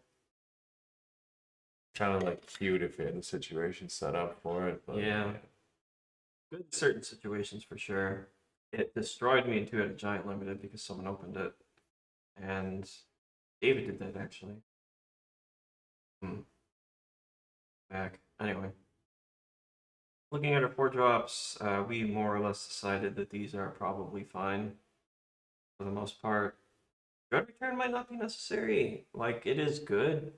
It's a way to sacrifice creatures, but you need to get it in the graveyard first. It is another reanimation spell, which is something we like. then But do we we? kind of have a lot of those. And are we sacking 3 creatures at a crack? I mean, we have a bunch of elves and shit here, but maybe not. Yeah, we'll put it in the looking for now just because we need cuts. Like, it's probably fine in the deck. I think Formless Genesis might be a bull. An unending source of mutants? Yeah, probably fine. Art seems pretty good, but I think that we. Okay, back to attrition. Do we want attrition? I guess that's mostly a judgment call, and if you feel like you see a lot of black decks in your or not, it's really just a like, local game store looks like. So that one's hard to say. I'm gonna cut it for now just because we need to do 16 more cuts. Force of Savagery as well. Like, it's only good if you have Conspiracy. It's very funny if you have Conspiracy, but you can't really play the card the rest of the time. Wall of Blood can stay for now, just because like you can actually use it as a combat object. I don't know how far we're gonna put with that one. Soul Gorge is actually good in the deck, I think, though. But yeah, Wall of Blood. I don't know. What do you think of Wall of Blood? I mean, it was the very first card we threw down, but we can cut it. I'm not emotionally attached to it. I like Soul Gorge. This get a lot of love anymore. Yeah, you mentioned cutting Hero's Blade. I think that's correct. Speaking, it's very cool if you happen to curve one thing. Like, there are some We can legendary mutants that could get big from it, but we file it under like it'd be good if you were planning on pumping the commander and then transferring that power over, but that's not what we're trying to do here. Lively Dirge. Do we have any really cool 4 drops apart from? Well, I guess if I Savala. Well, It gets creatures in combination of 4, so you get like a 3 and a 1. yeah. 2/2. I don't know how many 3s and 1s we necessarily care about, but the fact that you can put anything in and then reanimate something. Pretty sweet. Or you can just not reanimate anything at all. Probably okay for 3 mana. Total 4 and less, so you could just hit a 3, and then if you're fine with paying 5 mana for it, Yeah. Get sack outlets too. That's probably a good enough reason. and like straight to the battlefield. So like most tutors go to your hand, you got to pay that extra mana anyway. So yeah. don't sleep on Lively Dirge, kids. Pretty good. Is the swamp circling really that worth it? Not really. But it's not about the swamp cycling, it's about the fact that it's a mutant that I can put into our graveyard, and it is like Get back for kind of okay the rest of the time. I don't know. He's fine. Maybe Cabal Ritual's a bit much. Dark Ritual's probably fine, but Cabal Ritual how less. realistically, how many creatures are we looking to stack? Units are we looking to like get all of our dorks? Or are we looking to hit the big guys? Creatures that are not mutants. The fact that we can sack all of our dorks is pretty neat. Apart from that, open Like to in reputation, I guess. It does get us our soul gorger if we situation. Yeah. That would be probably the best case situation if we didn't have our option. But like flipping it to put on a dork for 2 mana at a time won't notice what we necessarily want. Oh, for the axe. Okay. The axe or the The pick's a little bit cheaper, so I'll cut the axe first. yeah. Because it's 3 to equip. Yeah, I could probably cut both of them, honestly. Like I said, we're not really all in on that. It's good. Only because we have like a huge mutant pocket of creatures that we might not run into that situation. If we look at tags, because I did tag all the mutants, I think. Okay, that's text. How many mutants do we actually have? 11? 11 actual full-blown mutants is not like a ton.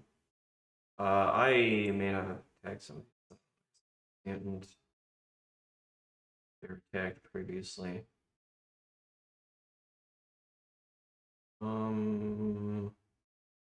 guess we don't need like a ton. We really just need like let's start drawing cards. Maybe that's fine. Then sometimes we find. Do we need conspiracy? Like, I think we do definitely run Mask with Nexus, but we also need. Because if we're going to be tutoring for one of these, it's going to be the cheap. Fine. Yeah, there's Maybe. Well, it does do things with like these. It's probably fine. We are going to be drawing a bunch of cards. because that one is like a set it and forget it. So we gotta keep working. Yeah, okay. Okay, we're down to 109. We're heading in the correct direction. Yes, for a little bit anyway. That might change. We'll be like, oh no, we don't have enough mutants, and then we'll have to add more. We didn't look at our 1-drops. How many pump spells do we actually want? Mutagenic growth, berserk, scale up. Probably cut the growth because it's not really netting us anything. Yeah, I mean it's a 0 mana draw too, which is like pretty good, but the rest of the time, I don't know. You paid 2 life to get 1 extra card Yeah. by the end of it. Berserk, the fact that it kills the creature is neat. The fact that you can use it on someone else's creature is bound scale stuff, so probably fine. And also, I just want to play the card. Scale up doesn't really work with our mutants. It's only really good with Jenova.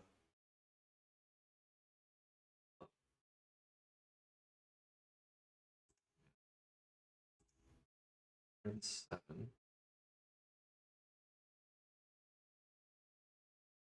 7. Okay. Let's go back to tags now that we've gone through the mana curve. See what effects that we just kind of have a lot of. Well, we don't have a lot of, so we can add 20 cards to the deck. Never end. This is a sack outlet. This is a sack outlet.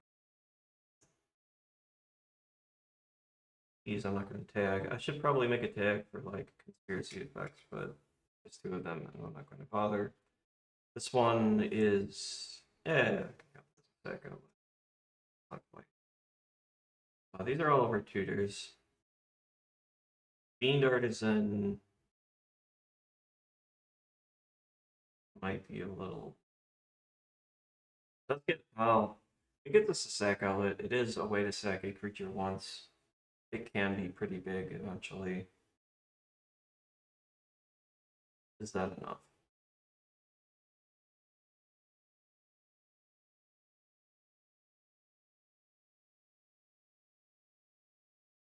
I think it is worth it because we should be able to realistically wear something from like if we need to like a lively dirge into bigger like he can look for and Soul Gorger and things, depending on what we need at the time. So he might just be like the link between like one tutor. Sack outlets. 11 is a pretty respectable number. I don't know if we need 11.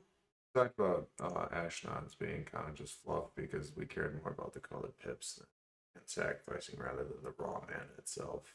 That's true. I don't know that it's worse than Spawning Pit, though. Spawning Pit first. I'm gonna go to Spawning Pit. And the rest of the time, like, we've got tutors for some of these things, and I think. Like, especially since we have a lot of one-off sack effects that we can utilize to get 2 cards and get going from there. This is a lot of this, for good reason, I suppose. Do we want all of them? Oh, Shallow Grave? Maybe not the best. Let's go. It is instant, but you don't get to choose which creature you bring back, and that could be a problem. It's removed, so it's not exactly being sacrificed. That's true, but if you have a way to stack the thing, it doesn't get exiled after that. True. Victimize and Necromancy are the 3 drops that are like maybes. Victimize is probably fine. Yeah, because Victimize does what we. Yeah, I think wait for now. Might come back at that later. Our ramp is honestly a little weak. I would probably play more. If I could think of any that are worth playing. Yeah. Some spells. We only got 3. Do we need 3? Do we want 3?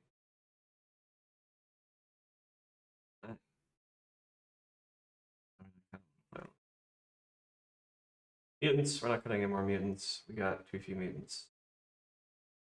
Probably. Lands. Ways to interact with things. This seems a little light, but we are a combo deck, so maybe it's fine. Ways to draw cards. Our commander draws cards, so we shouldn't need a ton. This is actually 34. Ways to go big on mana. That's probably good.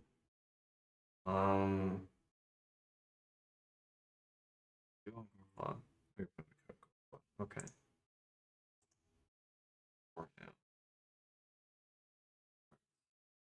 When choose between their children like this.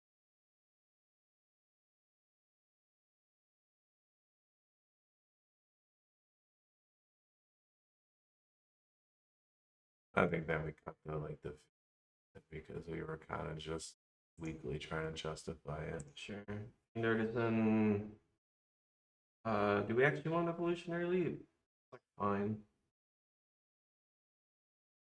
Like, in theory, if we're sacking a large mutant, it will draw us +1 card, which is not great. And not even the one that we specifically. 2 more. Let's see, we have kind of a lot of recursion. Probably the weakest one of those remaining. Because we like the other ones for like sacrifice options or because they were cheap, but it's neither of them. Yeah. And sure, some of these don't actually bring creatures back. The theme about all these is that they don't really do anything if you have nothing in your graveyard, except the lands, I guess. And this one hits your bounce. One more card. I mean, it's probably one of these. Probably. Yeah, that's probably. Berserk is hatred and spirit. We just argued that we made a little more budget. Yeah. Cut Living Death? We could also cut Living Death. Living Death is also maybe unnecessary. Yeah, Living Death is probably weaker than Hatred. Sure. Yeah, that works.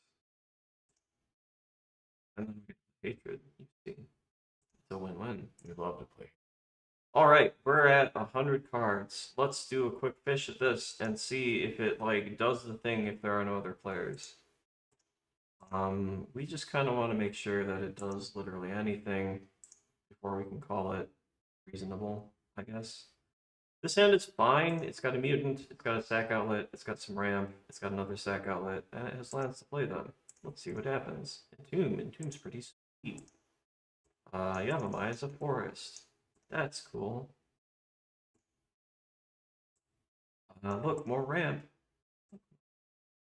Um, Here's this. We can untap this forest here, you see. Not that we needed to because we just used it. Anyway, there's this. I don't know if that's better than Vulture Ghoul here, necessarily. It kind of doesn't matter which one we play. I think the force piece at this point, so Yeah. maybe just a little more booty. Yeah, For the early game. and if someone has removal, we'd rather just spend it on this, because probably. Okay. Ooh, Demonic Tutor. It's a game changer. The game has changed. 1, 2, 3, 4. Over. At the beginning of combat, look, Dina's a mutant. That'll be relevant later, maybe. End step. Let's entomb. What are we entombing? Is it just Razaketh? I was thinking Razaketh. Razaketh's pretty cool. Razaketh is in our graveyard. Okay. Well, I mean, If it was meant to be, if it was meant to be, yeah, sure, why not? Okay. 1, 2. For being the black mana. Okay. 1, 2. I don't know how to play magic. Why? Okay. We're gonna death. Here's the Razaketh. That almost rhymes. That's right. Anyway, lose 8, which is cool, I guess. We don't really have anything to sacrifice right now. Unless we want to sacrifice Dina. Which maybe we do, because we gotta back up the Vulture Ghoul. I guess we could second Mana Dark just to do a search. Maybe that's probably better, actually, yeah. Probably better, actually. Okay, I got a sweet line. This is not gonna work out, but it might. Okay, we're gonna untap this. We're gonna sack Arbor Elf. We're going to go find sacrifice. We're gonna tap this for black. We're gonna sack this to Razaketh. We're gonna go find reanimate.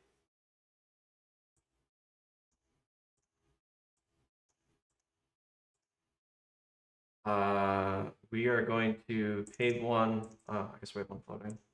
We're going to sacrifice Razaketh to Dina. Turn it into a 10 power creature.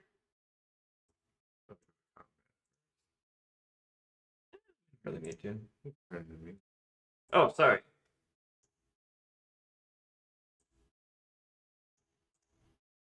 Oh, I have a better idea. Okay.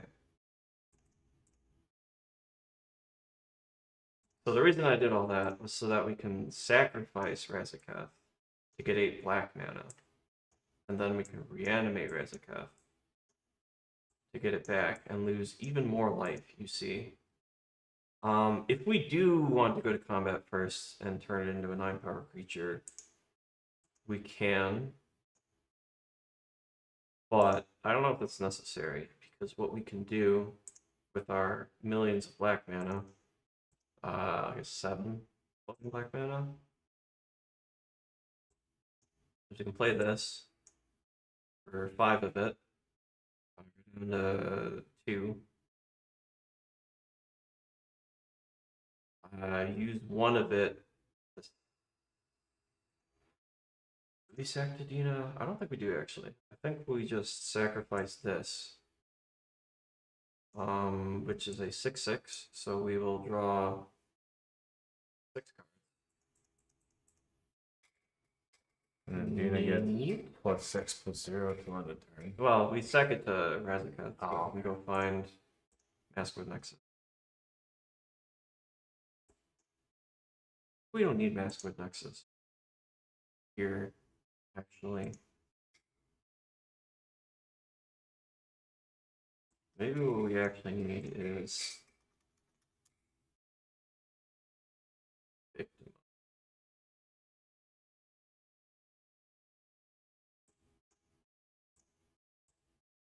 Okay, so we get victimize. We have human floating.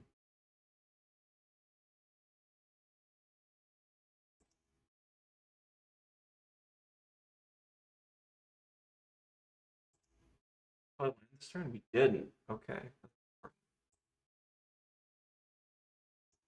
Actually, Nykthos is good here. Doesn't that make 3, 4, 5 black mana? Okay, we have 5 black floating. We're gonna go to 4. Sack this to gain 8 life, which is useful because we keep paying life. Now this is a 10 power creature. Now we can victimize it and draw 10.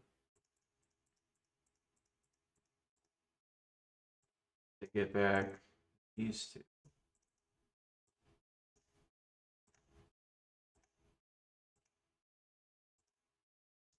We have 1 black floating.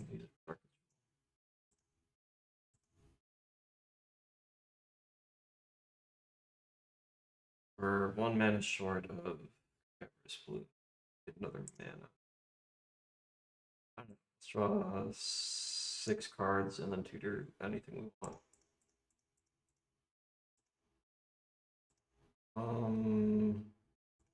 We didn't put a Lotus Petal in.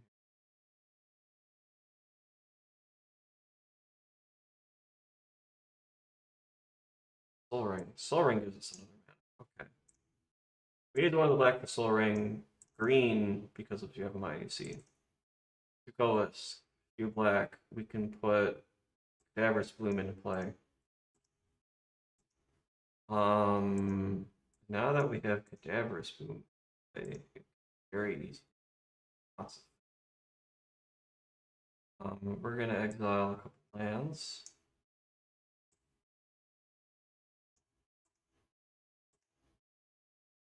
Actually, we only need to exile 1 land to get back. Dance of the Dead for Alpha Deathclaw, which gives it +1/+1. I will have you know. It's actually buried in the text on that card. Which we can then sack to tutor anything we want and draw 7 cards. Now we can get Mask. I mean, at this point, we can kind of do anything we want. Like, you can exile cards from your hand to make mana. And we definitely hit that point where like Exsanguinate on the table. Exsanguinate would do it. How do we win the game?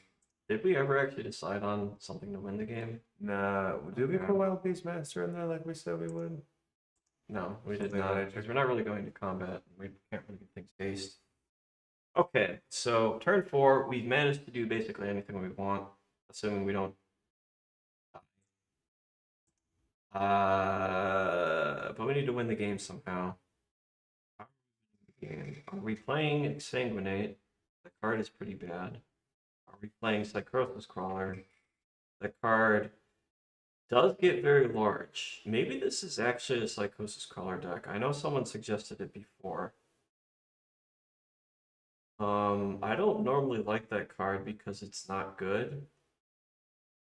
But it might actually be good here.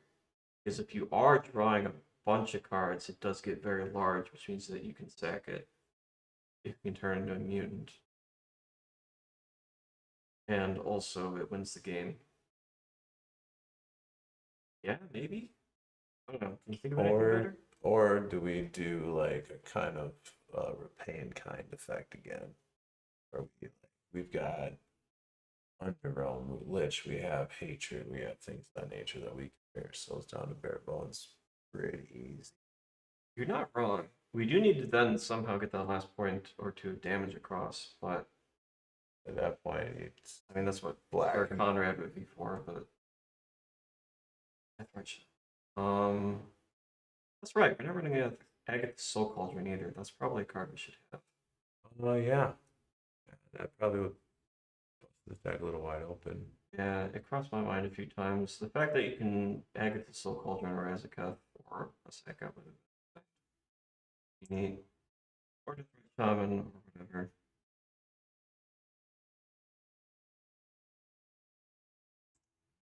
Cauldron.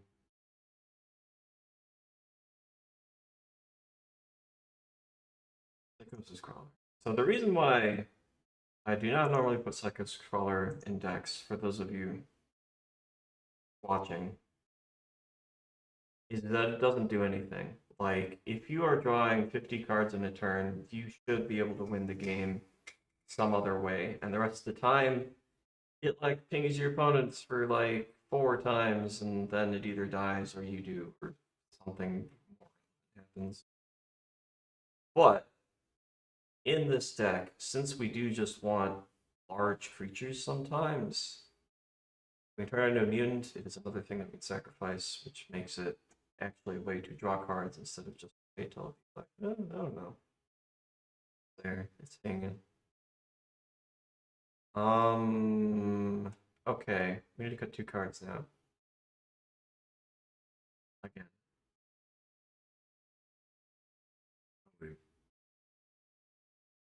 Berserk. Yeah, probably Berserk. You need to go to combat to make it do the thing.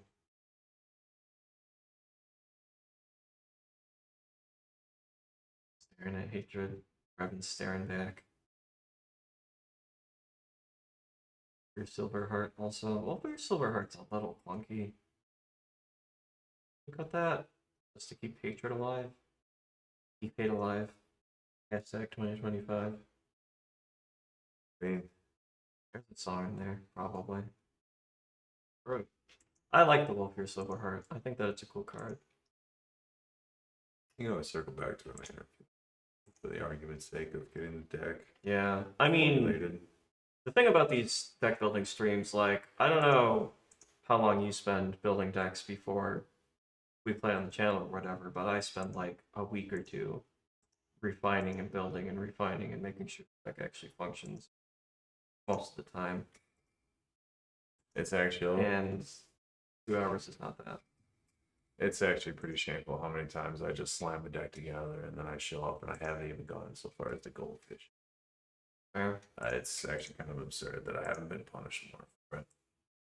Yeah, I think Brent also builds the night before, which is really surprising how good his decks are for that reason. I mean, he's a good deck builder, which is why they work, but okay.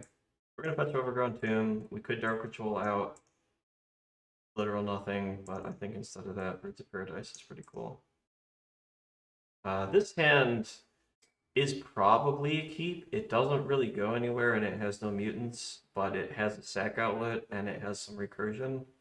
So all we need to do is find a tutor or a way to put something decent in the graveyard and it probably takes off. And if we don't find any mutants, we can make some. Jenova's for. This turn, we could Dark Ritual our commander, and I think that is worth doing.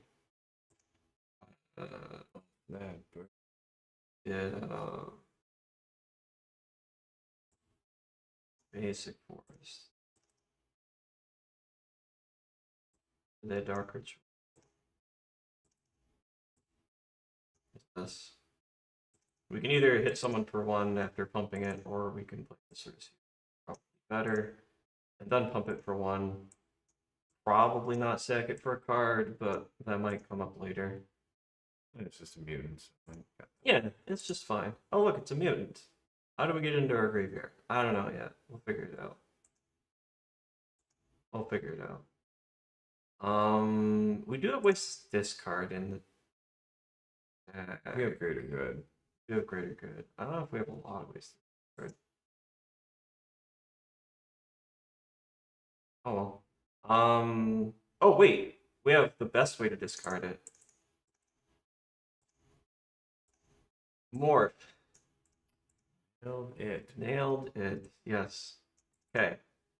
We're gonna do surveil. We're probably not gonna spend 9 mana to flip it up. We're just gonna sack it and then reanimate it next turn. But for now, we're gonna surveil. We don't really need Pin Tornadoes at this point. At the beginning of combat, I will turn this into a 3/3 mutant, and then second main I will sack it for 3 cards. 2, 3. That's cool. And another animation spell. Okay. Turn 4. This is the big one, maybe. 1, 2. Death is better than Animate Dead because Animate Dead makes its power lower. But it's a 13/13, so maybe that doesn't matter. Anyway, we're gonna bring this back, and then we're gonna sack it for 13 cards. Okay, what do we do with 13 cards? Oh yeah, that was our other discard outlet. Hand size.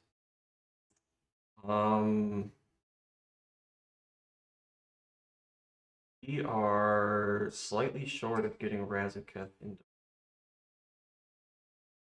which I mean, this isn't all in on Razaketh or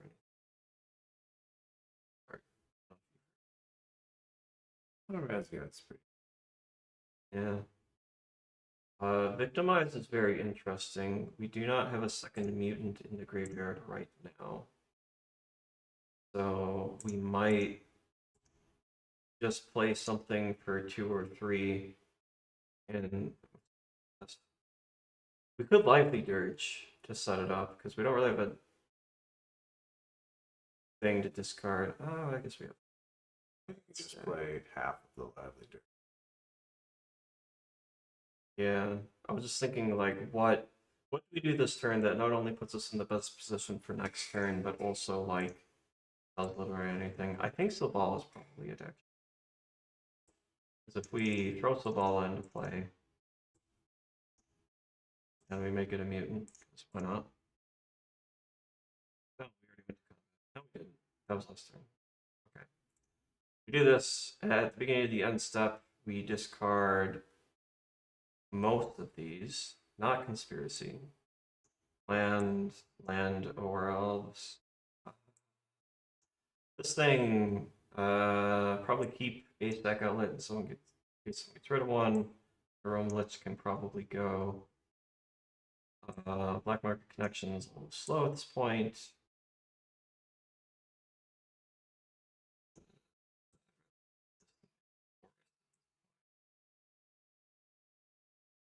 Lively Dirge is not better than Buried Alive in this situation, I don't think.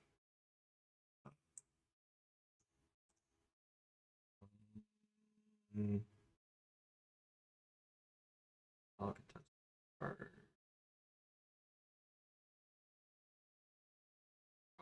This is the Red Stag.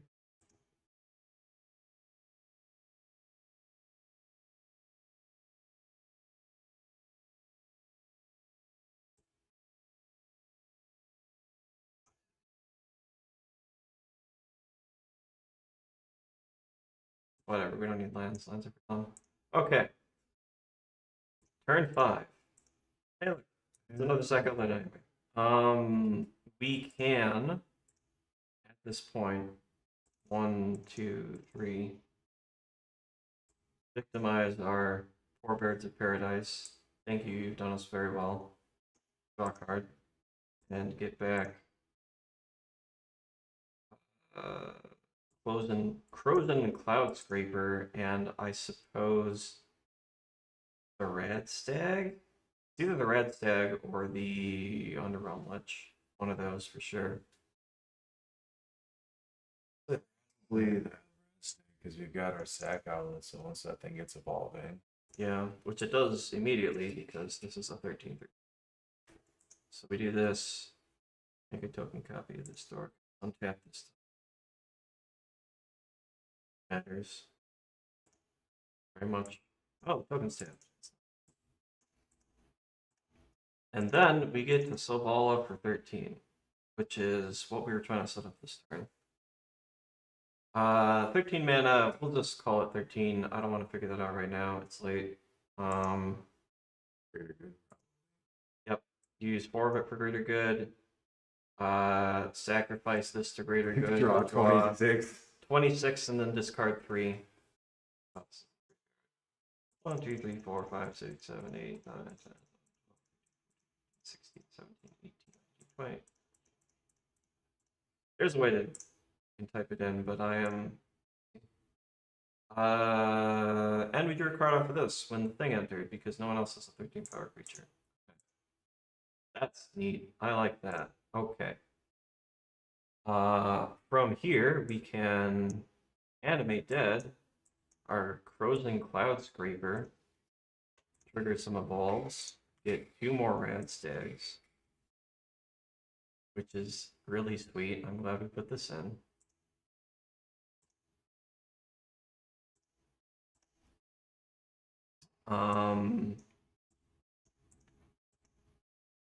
Puts us down to 13 to 9 to 8, 7 mana.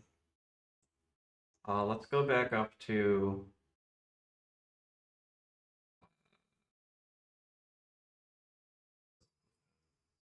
no, 6 plus 10. We gotta spend 1 on. Right. So we'll do that, and then we will draw 12 cards because it's all we 1, 2, 3, 4, 5, 6, 7, 8, 9, 10, 11, 12. Oh, hey. The bloom. The bloom is here. The bloomin' onion. Right on time. We'll throw this guy into play because he's cool. And then we'll sack him and draw 2. And he'll come back. And it'll evolve 2 of the red stags. We'll get 2 more red stags.